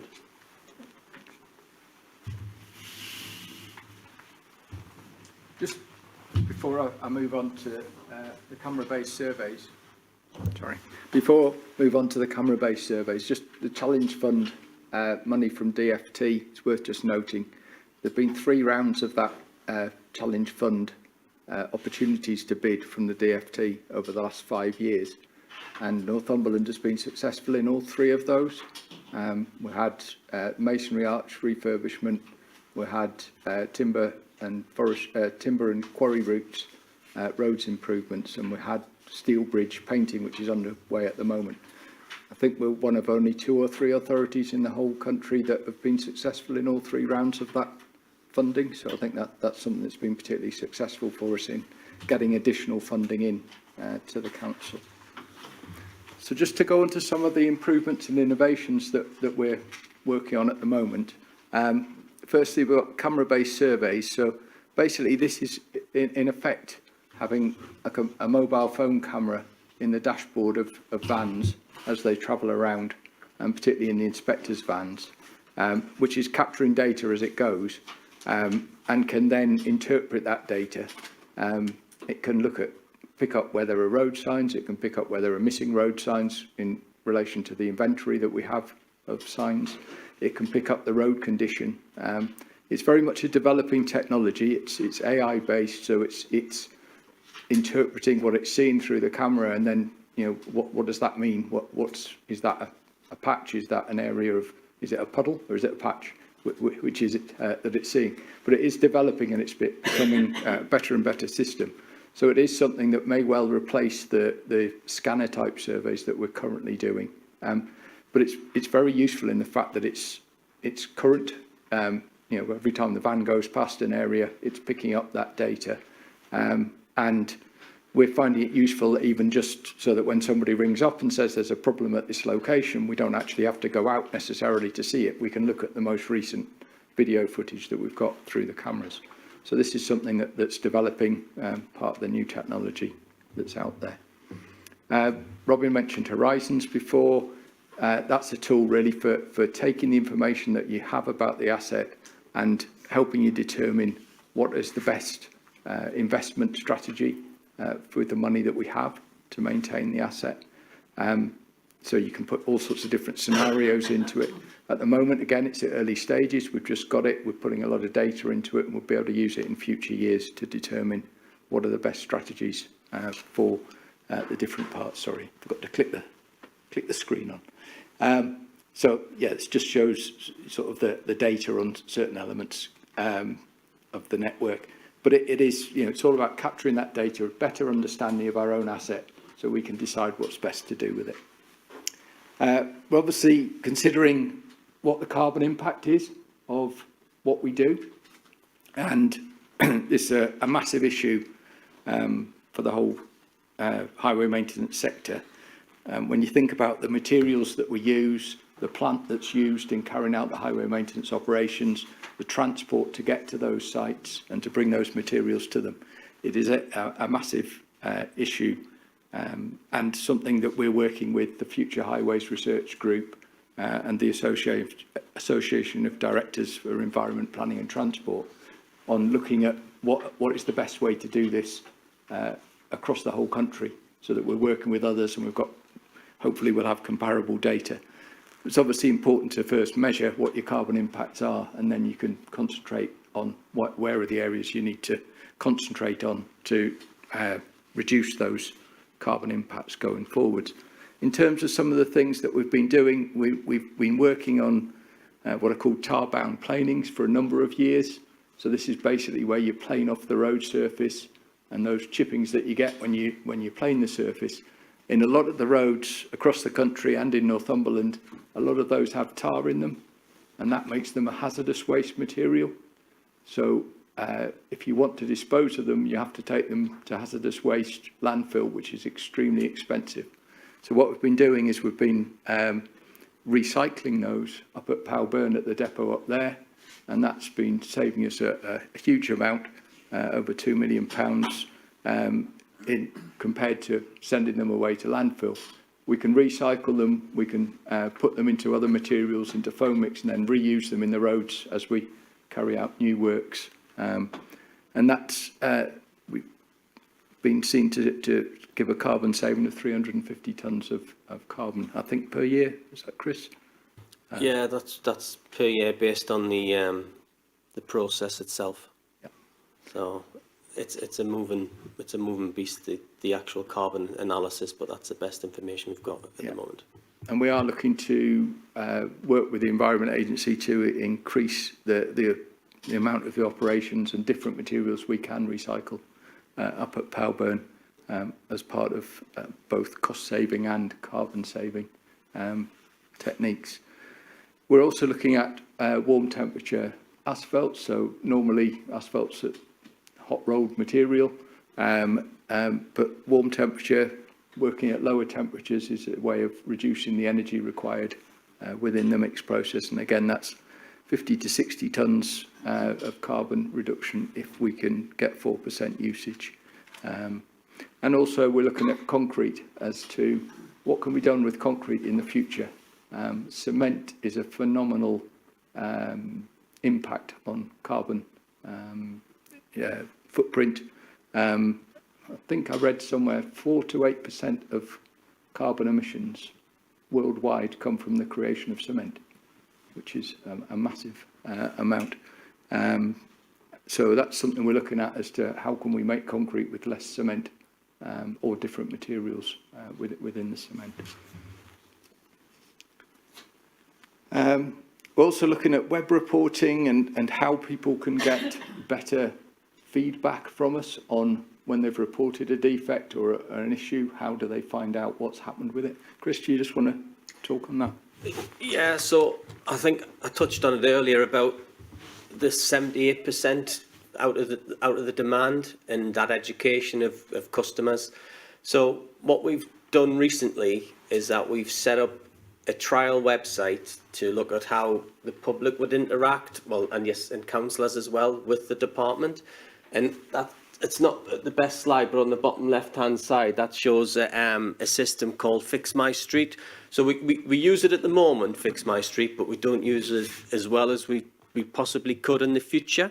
So that's just showing a snapshot of the southeast area is what you would see on the website when you first went in to log a pothole request or a defect.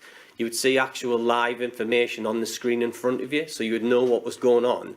Plus, you would know if a pothole's already been reported in that location. So a lot of the customer request, if you get a pothole in the middle of Morpeth or Blythe or Ashington, and the demand, you could get 20 requests for that one pothole, or 30 even, we've had it in the past. But if you can go on there and log it, and you can see it directly, you know it's been captured, and you know we're going to do something about it. But then, in response to that, we've currently got a trial in at the moment where in the new system, if a highway inspector goes out on site and looks at that, what you've reported, they'll tick a box on the system, and then that'll send an automated response back to the customer straight away. And then we're looking at automation on it. So you log the request, depending on the hierarchy of road David mentioned earlier, you'll get an automated response saying this road will be inspected in X amount of days, whether it's 2 working days. So straight away you're engaging with the customer. So straight away you're a customer, you're getting it straight back. So the council's been in touch instantly. Then when the inspector goes out, they'll get a response, or you will get a response stating what actions have been taken. Then if there's works instructed, there'll be another response saying this work's been instructed or repaired, and then you'll get a photograph of it. But it's all captured in that. So it's scary. It's a massive step. It's pretty transparent. We're very transparent. But I think it gives us the information we need, and it gives the customers what they need as well on the other side of it. And it'll track where the demand is for us as well, and see where our heavy hitters are to allow us to manage the service better going forward. On the other side of things, it's around about the street works and road closures and notifications. So the bottom right is One Network. I don't know how many of you are familiar with One Network, but One Network shows you everything that's going on around the county as far as, well, around the UK as far as traffic management is concerned. So we're looking at integrating that into the County Council web page. So when you go into the County Council website, you can see everything that's going on in Northumberland and in the top 10 pieces of roadwork that's going to cause you an issue. So we're busy looking at that as well as future improvements. But the big thing is the web reporting and the Fix My Street Pro. And we're at the early stages of that, developing business cases and it taking forward corporately. But I would like to see local services will be the first ones to adopt it if everything goes to plan. But we can give dedicated pages, we can give councillors their own page as well, if needed, where you can see everything that you've put in. So it's a bit of a self-service, so you don't, not saying that you bother people, but you know what I mean, the answers are there in front of you straight away. And we've got to feed into that, but we can automate that to make it easier for staff on the ground as well. So they don't have to call 20 people up about a pothole, or 10 people up about 20 inquiries. The answers are there straight away, and we can get the answers out of the systems. So as Chris says, that's all in development, and we need, there's a lot of work to do to get to that point, but it's where we want to try and get to. Lastly, JCB Pothole Pro machine. This is a new machine that's been out for the last few months, and County Council's buying one, and we're hoping to have it by May. It's a really good machine that's both mobile to be able to get around without needing other vehicles to take it to places, but also able to do multifunction work in terms of planing, cutting out and sweeping and collecting up the debris from those activities to then allow the tar to be put into the patches. So good piece of machinery, which, as I say, we'll be getting in May. More investment in the county, and you know, we hope it'll be a good machine to use to improve the efficiency of what we do. So that's basically the presentation, and happy to take any questions, Chair. Yeah, thanks, David. That was very good. We've got Councillor Castle first. Thank you very much. Councillor Dodd. Oh, last time.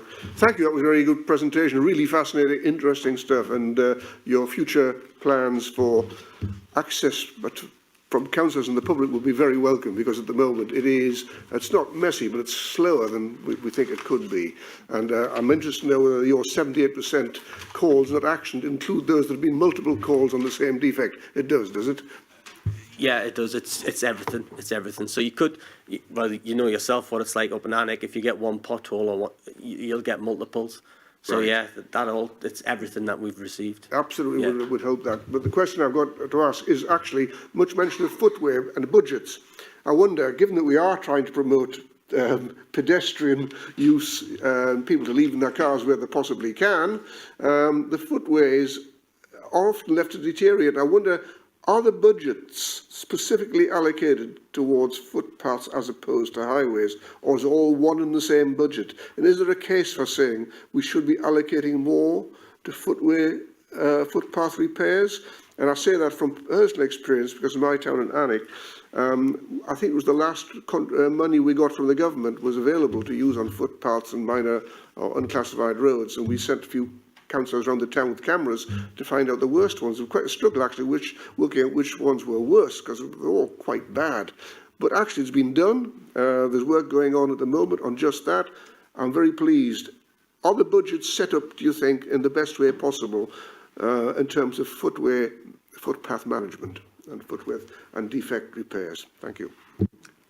So, in terms of the revenue budgets that the areas have to look after and respond to the defects, that is all one budget that's basically for looking after everything that they have to look after, and the area managers do the best job and do a good job in trying to, you know, determine what the priorities should be within that. On the capital side, there are separate schemes identified for footway maintenance as opposed to highway maintenance.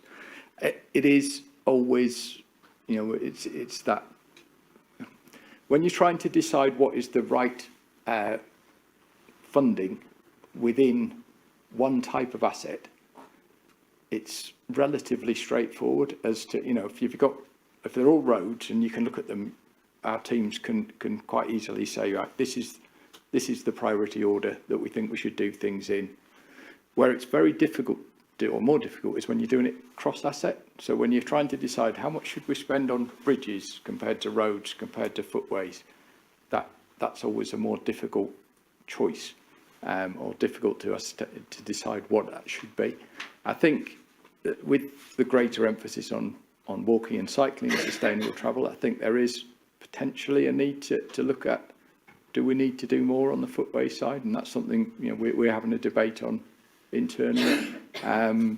But yeah, so it may be that we should be trying to do more. Obviously, with everything, more money overall would be the main thing that would help us do that. Thank you for the answer. And yes, I agree. I think we probably do need to rebalance it somewhat in favour of pedestrian use to make it sure that the footpaths are fit to walk on as far as possible. Thank you, Chair. Thanks for that. Richard, then Brian.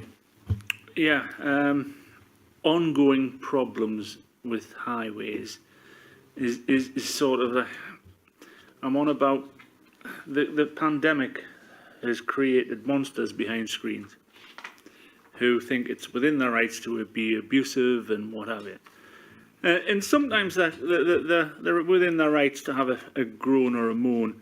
I mean, I'm talking about a scheme at Belsier where it's got a school and we're trying to slow the traffic down, and it just seems to be taking forever. I've got a response from Neil Snowden today, but I'm talking years.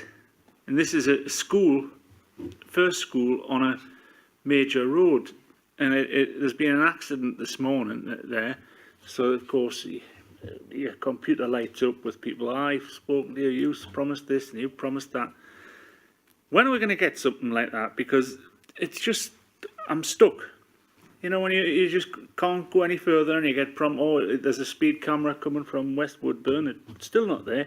We're waiting for a design statement. I've been waiting for a design statement since middle of last year. Then, of course, the other problem is there's a lot of people who open the curtains of the newly bought house and find out that there's a road in front of the garden. They've never seen that road. They must have used it to come in, but they wake up and they find that there's a road.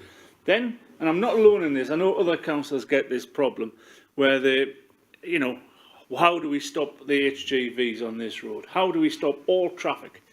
And this just seems to be, you know, was dogged by some of us councillors, and I'm speaking with Rob Murphy about how we do things, because we pass certain things at planning, and then all of a sudden, I'm chairman of petitions. Petitions come in. You've got to stop the military road for HGVs, which is it's a main road and it's a relief road, and you know you haven't got a hope in removing that traffic, but you know it's like the people at Ponteland and around who wake up and find there's an airport next to them making noise. You know. How do we address these problems? Because some of these problems of people are persistent. You know, they never give up, and then they blow a little trumpet and they get more people to join their gang. And, you know, we are the villains as a councillor because we can't do anything about it. And, you know, I know the council has a duty to keep roads open, but it seems like COVID has given us people who seem to think that there should be no traffic on roads. We've got used to no low noise levels, etc. And we don't want HGVs because they're terrible. We're in a perfect storm. It's just a point about trying to get things done that COVID hasn't done us any favours. I don't know whether you can answer that or not, but never mind, give it a go. In reference to the particular scheme at Belsay, I'm more than happy to look into that and we'll come back to you on that. I think the 20-mile-an-hour schools schemes generally, there've been, you know, there's a huge number of them to do. And I think partly because we started it all off together, then there's sort of an expectation that they'll all get done, but they've all taken, you know, a lot of time to work through. And so we are getting there this year. I hope, you know, we will get them all done and finished across the county. But we're happy to talk to you about that one in particular. And you know, with all of that, it is about the volume of schemes that we've got to do across everything and working through it all. We are constantly looking at it to see how we improve those systems to make sure that everything's moving forward as quickly as it possibly can, and looking to increase resource to do it as well. We recognise those issues. In terms of the general issues, people have genuine issues sometimes about what's happening in their particular area. Sometimes we don't agree with what people think about their particular area. It's a difficult one. People have the right to raise issues with us, and we have to try our best to respond to them. But yeah, I think we all know it's a difficult situation. You okay, Richard? Yeah, I just wanted to make a point. Sorry. That's all right. That's what we're here for. Brian and then Mark, I guess. Unless anyone else. Right. Thank you, Chair. I welcome your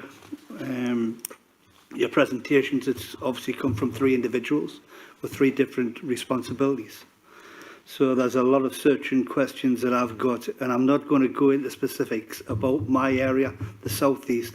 I'm going to stick with the policy that's been put in front of us. Just very quickly on David's presentation, page 38, where it is the minor link roads, and you've got the estates and industrial areas. I think and I believe that, you know, that should jump up a league. especially the industrial areas, because that's where the heavy wagons are going in. So maybe it's a consideration that that goes up the major link roads. The coming to page 39, where the report back, it's reporting these monthly inspections back to elected members. And I'll probably come on to Chris's presentation later, but you know, it's the presentations are great, they're in a timely way, but one thing that hasn't been addressed is when those inspections happen. So, you know, the roads could be fine at the beginning of the winter and have went through a hard winter, and at the end of that, you know, on an annual inspection, that may be getting missed. So we've got to give a little bit of thought about when those inspections are there. Inspection process as well, where you got on and you said that all inspectors were up to a national standard. I would like to see a Northumberland standard. And the reality is we should be better and we should be improving to our pace rather than just accept everybody else is doing it to a standard. And on that same page in your presentation, you said defend claims. So we could have enough information to defend a claim. But, you know, it's took a while, but now I understand we've got somebody in place that we can actually make claims against people. So the road accidents that happen where they take the lamppost down, where they take the traffic lights out, past tense, we were swallowing up that expense.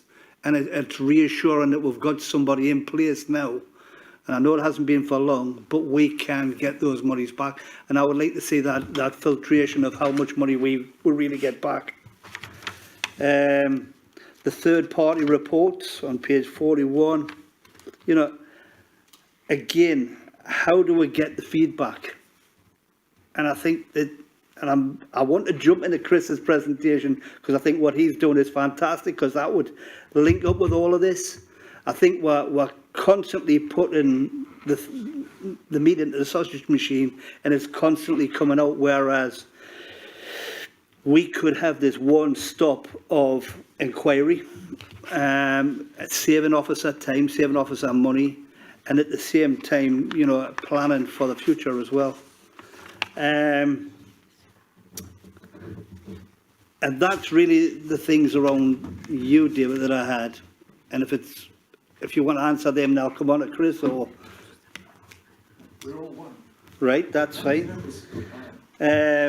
You know, the reality is potholes. Why do I have potholes at a certain size in Northumberland?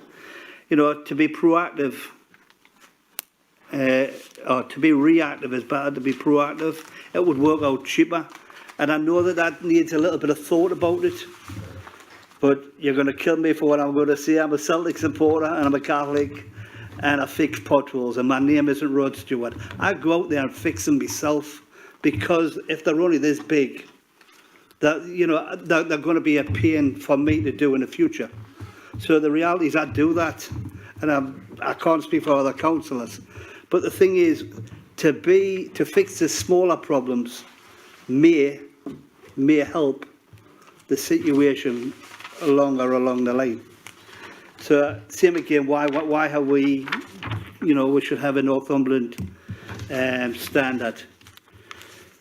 Page 44, when you come into the third-party request received across the county, 22,492. How many of them repeated, you know, requests or concerns that come from your inspection teams, from the vehicles that are driving around? So are we kind of doubling up on all the work? You know, has it been reported 3 or 4 times? I think that the system that Chris is trying to introduce would stop all of that, and it would save with time and money and free up labour costs and labour time as well. Page 45, surface dressing and mite resurfacing. I think that they fit the right bill in the right place at the right time. My biggest concern is, I've just went to August and bought a kettle, and I've got a 2-year warranty on it. But you guys are only getting a 1-year warranty on these works. And I think that with a little bit more expense and a little bit more working with the contractors, we should be getting 3 to 5 years warranties with these roads, because I can identify, and I have done in the last LAC meeting, of a road that is breaking up, that it's only been down 18 months. So, you know, we need to be looking at contractors and, you know, holding them to account. The monitoring of the roads by our vehicles. I would like to know how many cameras we've got on vehicles that are driving around, that are inspecting these roads, and where are they, and what is the turnaround of an inspection from those.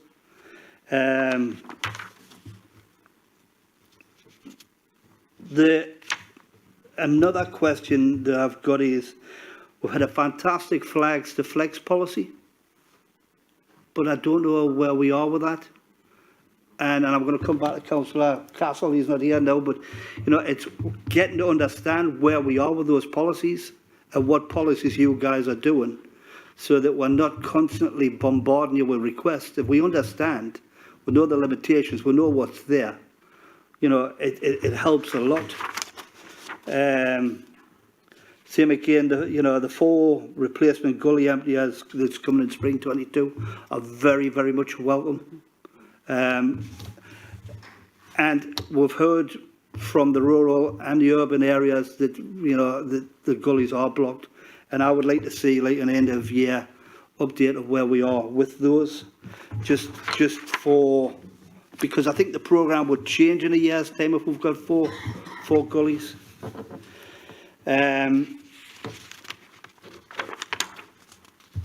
The other one was additional, well, on page 55 was around the annual budgets.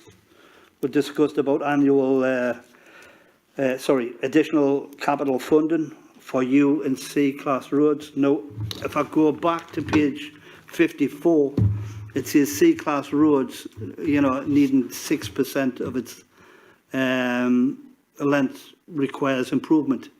I'm assuming that once we get this additional funding, because if I understand it was 2.5, then went down to 2.4, and I don't know where it is now. So in theory, we should see a reduction of that for the next presentation of being 6%. We should be down on that. Horizons, you mentioned that's for the future. It's not for the future, it's for now. We need something like this now. And Chris's presentation around what he's trying to do is fantastic. And I think that it's the way to go. We need this in operation now. And Chris described it as being scary. I've got a contradictory. It's not scary, because we went through COVID-19 where people didn't like to use online banking. People didn't like to use their computers. This is the way forward for this council. And if it can be reflected, if this programme proves to be positive, and it can be reflected into the frontline services, into the lighting department, into any department of Northumberland County Council, it's a well done to them people who have brought this forward. It's going to save this county a lot of money in the future. Not only in money, but in time and materials for this particular programme, and it has to come in straight away. So, sorry to have a rant on there, Chair, but I appreciate the fact that you've allowed us to do that. But one further point, your presentations need to be heard by everybody, like Councillor Castle's just said. And I think your presentations were really good at the beginning. So we could cut that presentation off, use it as a particular learning Zoom team meeting to educate further councillors that aren't in this scrutiny would be a benefit. So thank you very much. That's fine, Brian. We'll just take we'll just make your next contribution shorter than this one, and it'll balance out. I knew you wouldn't let us back in. That's why I got it all off. So you didn't miss anything. Anyway, David, is there anything you want to pick up there? I think most of it was. A couple of things, I suppose. I mean, in terms of the inspections that we do and the basis of the monthly, quarterly, 6 monthly, annually, you know, that is very much what is done across the country. we think it's the right balance in terms of what is sensible with the resource that we have. You know, we've got to look at what resource is available in terms of what inspections can then be carried out, and whether we think the inspections that we're doing are appropriate for the types of road that we have. And we think what's in there, and you know, was all agreed previously with scrutiny, is the appropriate frequencies for inspections. I think it's important that we are working to the national LANTRA standard for our highway inspectors. That's, you know, when you come to dealing with Zurich and the insurers, it's important that we have those people accredited through that, and that they've had that training that's nationally recognised. We will always try and make ours better than everybody else's. As Chris has said, we've got our maintenance manual and work through that with our inspectors to make sure that they're doing the best job that they can for us. The point about what do we fix on a reactive basis in terms of actionable defects, again, I think is really important to understand from a resource point of view, and an ability to fix the worst and most serious defects. We go and we identify those actionable defects according to the criteria we have, and those are the ones that we'll fix. If we were to say to the gangs, actually, while you're there, fix anything else that you see that you think is a minor defect, the gang would be there for such a long period of time that they wouldn't get in time to the other defects which are more serious on the rest of the network. So it's really important that they do that and do deal with the actionable defects. So I would to some extent disagree with you there, Brian, in terms of you know, why they do that, and the importance that they do it in that way, rather than pick up smaller defects at the same time. Very much are working, all of us together, to try and push forward with the issues that you know, the potential for using Fix My Street Pro, and you know, recognising, I think all of us across the service, that trying to get that feedback back to the customers about what has happened, you know, what is happening in their area, what has happened with a defect that's been reported, the fact that it's been fixed, or we've been and inspected it, it doesn't meet the criteria, we won't fix it, whatever the information is, would be a massive benefit. At the moment, people just don't get enough information when they've taken the time to report something about what has happened, and then that leads to rework in terms of, you know, further phone calls, customers not happy, it's causing extra work. So yes, we're all sort of keen to do that. Chris has recently presented that to the Council's Digital Strategy Board. We need to push that forward to try and get that agreement that's a way forward for the Council. Warranties, Chris, did you want to say anything on that? Just on the 12-month warranty, I mean, that is standard across everything, but we've got contracts in place as well. So recently we've put a surfacing framework out, and we guaranteed 18 months. So we are looking at each process and extending it.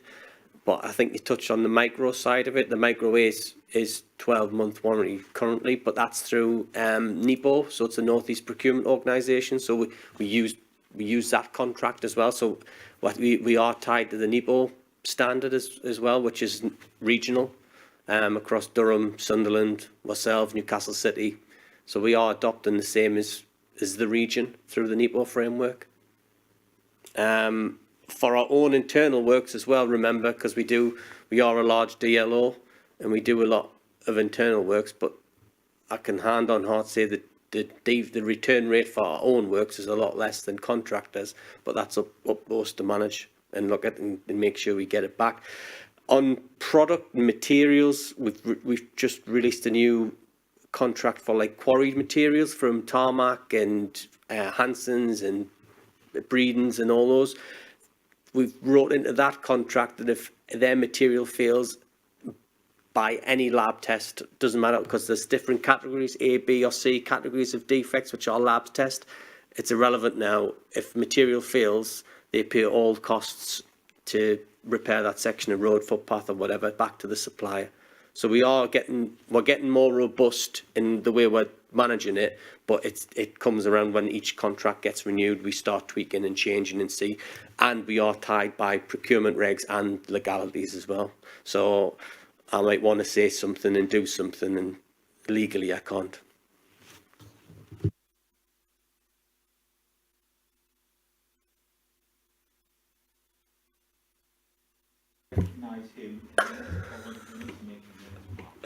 Thank you, Chairman. I just wanted to say, you know, we've got a great team of folk here, managers, etc., and also the people on the ground doing a great job for us. You know, personally, I would like to see less potholes filled and more proper repairs. But, you know, I understand that we've got constraints and criteria that we've got to work to. But to me, the more we can do as a proper repair, the better. You know, I don't think it's come through perhaps enough today about how much we've invested in new equipment. You know, yesterday I was having photograph taken with the 4 new gully suckers and jetters. They've got much better jetters on them, etc. £740,000 worth of equipment there. Better late than ever. The new gritters have arrived. You know, we did have the other ones specially serviced for this winter because we knew we weren't going to get them with COVID and all the delays. But, you know, we've got them. They're here for next year. The JCB's coming. And I think we've actually got certainly one large hot box we've bought, or several hot boxes that we've bought. Chris, you help me here. We've now got a hot box in every area now. In the past we only had 2, so we now run a hot box in South East, North, Castle Morpeth and Tyndale. Yeah, so and that new hot box is going to go pickups and things alongside that Pothole Pro. Yeah. So really, just to make the point that, you know, we are investing despite all the financial pressures. You know, it's a matter of trying to make our budget go as far as it can and deliver the best service we can. Thanks for that, Colin, Nick, Mark. First of all, thanks for the presentation and the information that's within these pages. I'm not going to go through every page and highlight certain things, but I would like to say, in my ward, I've got a lot of country roads. It's Norman Islandshire. And the reporting, I'm pleased Chris brought up the fact that we need to upgrade our reporting system, and we're always going to have duplication. I drive the roads, I report potholes. I hope that everybody else that comes along and follows me or in front of me that sees a dangerous pothole actually takes the time to report it. So therefore, you're always going to have that. And what I have been reporting appears to be actioned in a more rapid manner than it was. As we're moving forward, we're getting better at what we're doing. But I will spit out one of my little bugbears, because David, you raised the matter of 20 mile an hour outside schools. I've got 2 in my ward. You're not going to get away without being buttonholed. Can I have some progress on Lowick, which I think is a major concern, and Norham, also the extension of the 30 mile an hour limit there. All the legal work was done on that before I got elected, so I don't know why we can't stick a couple of signs up and move on. But if you could give me a more detailed timescale of Lowick 20 mile an hour scheme. Thank you. Okay, I guess you'll do that. You'll go and check and email them. Yeah, excellent. Nick? Thank you. 3 questions about footways, 2 about roads, and if there's time, 1 about gullies. But they're all quite quick. The report mentions somewhere the functional hierarchy of footways, and I was just wondering if you might be able to explain that. If you don't mind, just a quick explanation of what the Flags to Flex programme is, and if it's replacing flagstones with continuous flexible surface, then is that because flagstones are unpopular, out of fashion somehow? And Robin, you mentioned that footways have deteriorated in condition by 4%. I missed over what time period that's occurred, and perhaps you could also explain whether that deterioration can be reversed and how. I was also interested in the figures on recycling of road planings. Well, you told us how many tonnes had been recycled, but not what proportion of the total that was. I'm wondering if you could tell me that. You told us that the warm mix asphalt is used 4% of the time. What's limiting us to 4%? And then finally, I'm interested in the route-based focus to gully cleansing. Just wondering if you could explain how long the cycle is in my area, Tynedale, and whether gully wagons can deviate from that route, and whether they can return to an area ahead of schedule, or whether it's set in stone.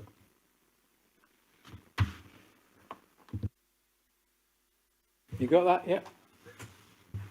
Yeah. I'll start off with the functional hierarchy of the footways. So similar to the roads, where we looked at what does this road do, and therefore which criteria it should be. There's a similar thing for footways, based on, are they in the middle of a town centre with high footfall? Are they near a school, or those types of things? And then working down through to normal estate roads, etc. So it's a similar sort of hierarchy in that way for the footways. Flags to flex, there's not a specific policy on flags to flex as such, but it is something that we've incorporated in different programmes over the years. There was a programme a number of years ago that was specifically flags to flex. More recently, it's just been where, part of the LTP programme and also the UNC Road and Footway programme, where we've taken some of the footways that are currently flags and changed them to flexible bituminous material. And really, a lot of the time we're doing that is because the flags they're a good footway as long as nothing basically goes onto them. But what we find is that vehicles do go onto them a lot, and in a lot of areas you get people parking on them, driving on them, etc. And that then tends to make them crack and rock and etc. And they're quite expensive to maintain then, whereas the bituminous ones are, much more durable, more capable of coping with vehicular incursion, etc.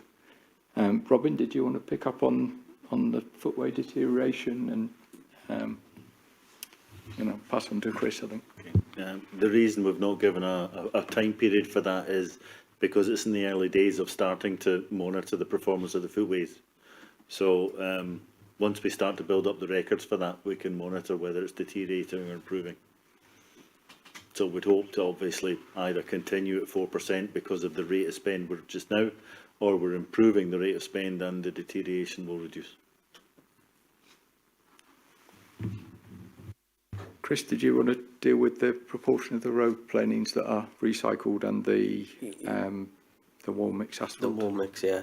So on the tar bound, we take 100% out, which is tar bound, and we recycle 100% in the air, as in tar bound.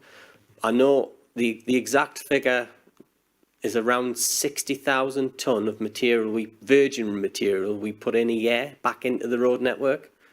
So I know for a fact, because we've just been doing it with the bitumen price increase, that we've used around 60,000 tonne of virgin material from quarries this year. So say we've put 10,000 tonne back in as tar bound, so we've took around 70,000 tonne of material out of the road network, which is probably around, 15-16% or something of foam back in, rather than taking it all to landfill. So, but we only foam carcinogenic material, so it's got benzopyrene in, if you reheat it, it's got a carcinogenic additive, and that's why what claims it's hazardous. So we take out all the power burn, we reprocess it, and we currently develop it. Well, now really, start of the year, we develop the full mix program.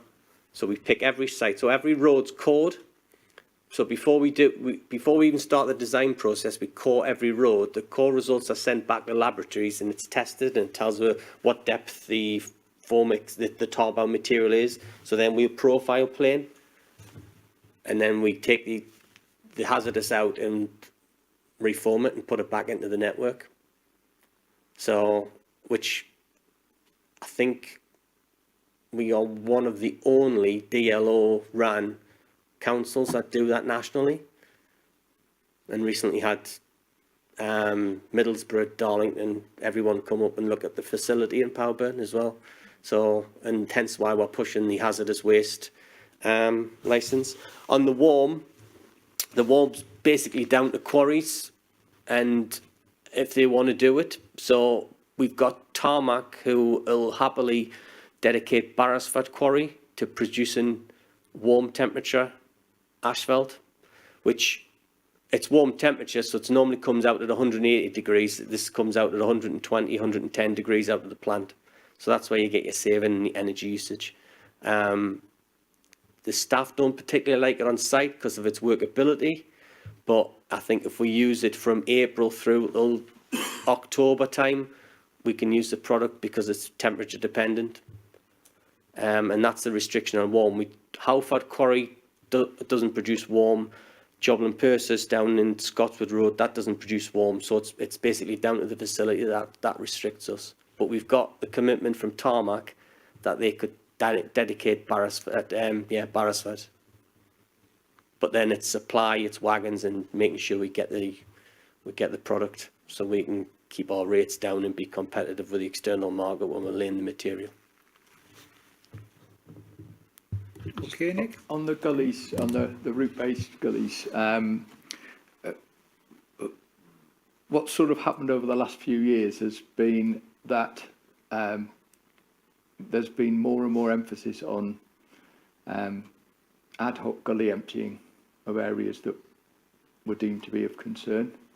And what that's tended to do is to drag the gully emptiers from where they would have been working on a route to go to those ad hoc areas, and that's made it less efficient. What we're trying to do is make the actual emptying of the gullies a more efficient process. So with using the new gully emptiers that we've got, we're looking more to make sure that on probably 4 days of the week, they are definitely sticking to their routes, and then if there's any ad hoc work to do, they're just doing it on one specific day rather than constantly being dragged away. We're putting in the new sort of mapping data capture software we've got with the gully emptiers, so that we're much clearer on where they've been and what the productivity is, and we're pushing that hard as well. And also trying to stop the tendency to, if they go to a gully and it's in really bad condition, spending the gully emptiers time doing a lot of work to try and get that one gully clear, but instead of that, moving on and clearing the other gullies, but noting that one so that we come back and another gang come along and deal with that gully, rather than it actually using the gully tankers' time at that position. So again, it's more efficient to do it that way, and we'll get through more of the gullies. So that's basically what we're doing. Thank you. Okay. So just to check, the gully wagons do ad hoc work about 1 day a week. So rather than waiting till they've finished their cycle, their route, I can ask them to depart from the route and do some ad hoc work if necessary. But I should try not to. But if I need to wait till the end of the cycle, how long will I have to wait? I think the best thing is for you to talk to the area manager in your area about what the problem is, and then he'll be able to see what the best thing to do is. And just to check quickly, Chris, you said so 100% of the tar-bound paintings are recycled, all of them. The best way to put it is 100% of the tar-bound planes we are aware of and test are reused back into the road network. Yeah. And sorry, Robin, I didn't quite understand your reply about the 4% deterioration in footways. I just haven't got my head around how you can have 4% deterioration without a fixed time period to refer to. From the information we have at the moment, we're not testing and we're not surveying all the footways every single year. So it's a proportion of the footways, and from the kind of little information we have, we've kind of determined that it's a 4% deterioration, certainly in the last year, couple of years. As we project that forward and we constantly monitor that, we'll be able to tell as we go around that cycle whether it's continuously just going to be 4%, or whether if we increase the resurfacing of the footways or the improvement of the footways, whether it's going up or not, depending on the budgets. Okay, Colin, and then Mark. I'll get you there in the end, mate, I promise. It's just a personal experience with the gully suckers.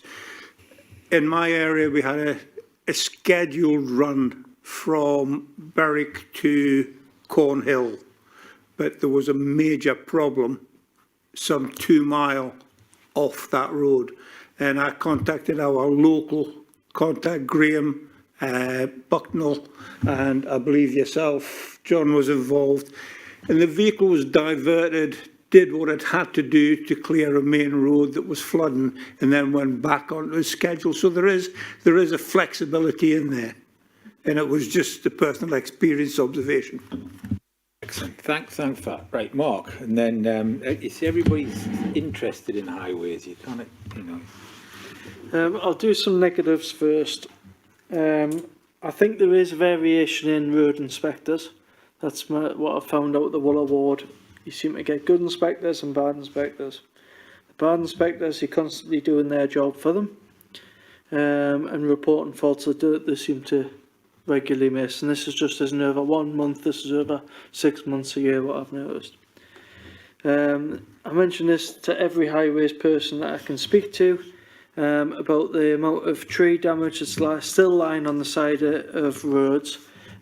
We need to produce some kind of information that goes out to landowners and explains to them what their responsibility is, because I don't see why this council should be picking up the bill, to be honest with you. We did a great job, get the roads open, but all the rubbish should be picked up by the landowner, and I seem to be struggling for anybody to actually produce an information sheet or something to go out into the press to make sure that the landowners tidy up after their own fallen trees.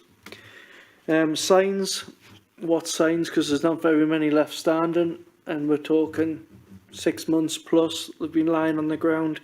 I drove 5 miles the other night and counted 6. They are a major hazard when the wind gets up, they're blowing about the road.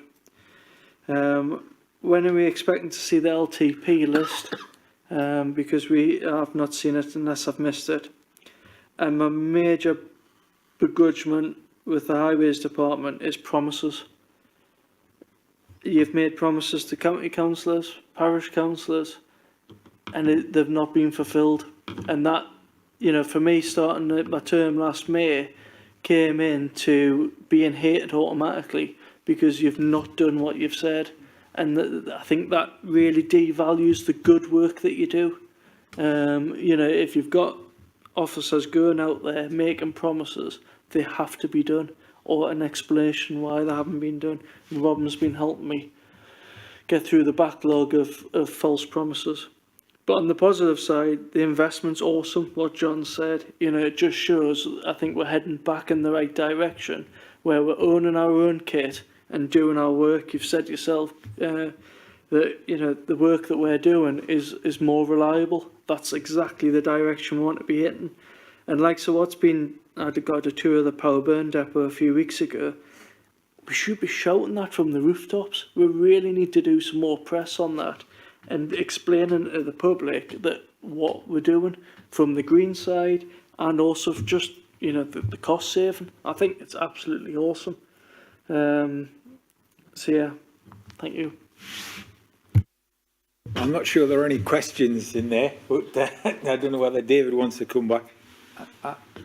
I'm just on a couple of the things. I mean, the tree damage, I would agree with, and I think you're quite right. We need to get something out there. You know, there are some highway trees where, you know, there is still some work to do to remove them, but there is a lot of debris that's come over from adjacent landowners, and we do, I think, need to get something out on that. So I'll work with Chris and look to see what we can do with that with the communications team as well.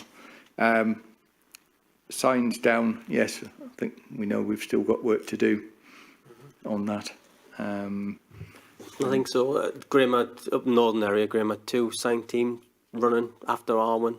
So we've been fixing them as soon as we know about it. But yeah, signs across the county have been an issue. Yeah, but again, a positive slant on that. We've got our own sign shop, and it's UCAS, it's accredited, it's sector scheme approved, CE marked. We produce all our own signs as well, so we're not beholden to anyone else, and we can get the turnaround time pretty quick with our signs gang in Stakeford. And that again, we're looking to expand that as well. The LTP programme is signed off. Councillor Riddle signed that off a week or so ago, and we're putting that on the website currently. If that's something that members would like to be sent round to everybody, that's something that we could arrange. If that would be of help, I'm sure it probably would. And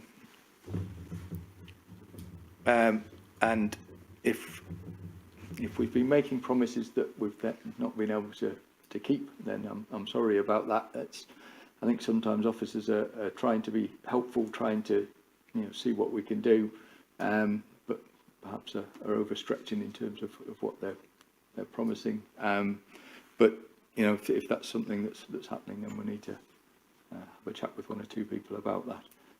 But you know, it's not what we intend. We intend to say what we can do and to be clear and truthful on that. And that's what I'd expect our officers to do. So I'm sure anybody who's saying that we'll try to get something done is doing it with the best intentions, but sometimes that doesn't come to pass. But then if we know we're not going to be able to do it, then we need to be giving that information as well. And we are looking to try and improve information to councillors about what is happening in their area with schemes in particular, so people are aware of that. That is something that we're currently working on. I would totally agree with you about the investment. It is good that we're getting the investment in the plant and the equipment, and also in things like the sign shop that we have. You know, we're expanding that, and so lots of good things going on in Palburn as well. So there's a huge amount of really good things going on in the service. And I'm certainly very proud of what we do. But we are rubbish at telling people about it. Yeah, thanks for that. And you're also rubbish at doing things that you don't want to do. But anyway, that's another story. Brian, and then Gordon. A lot of me searching questions earlier on were around the report. Very interesting to hear about, you know, that we've still got signs down from storms that happened in November, December time. And I just want to put this thought pattern in your head. I wonder how many of our drivers that we've got, NCC drivers that are driving around Northumberland, are reporting these signs down. You know, is it really, that's not my problem? But I think that's where, you know, where big eyes are from our own workforce. For information, I believe we're getting too much information because we're constantly, and I think every councillor will probably agree with this, especially in the southeast part, we get pinged all the time when we're getting road closures, when this is going to happen, when that's going to happen. But it's great if it's in your own town, but I'm getting them from all over, from, you know, so maybe you need to personalise that to where, you know, maybe Ashington or Morpeth or Cramlington. So, you know, we're constantly getting them through until the fact that you're just thinking, well, that's, and they always seem to come through on a Friday afternoon, by the way. So, same again about to help Nick out with the flex policy. It's a good policy, and the flags to flex is where it would be easier. Maybe if you've got a tree route or something's really difficult, or you've got a lot of cars parking on there. I totally agree with that.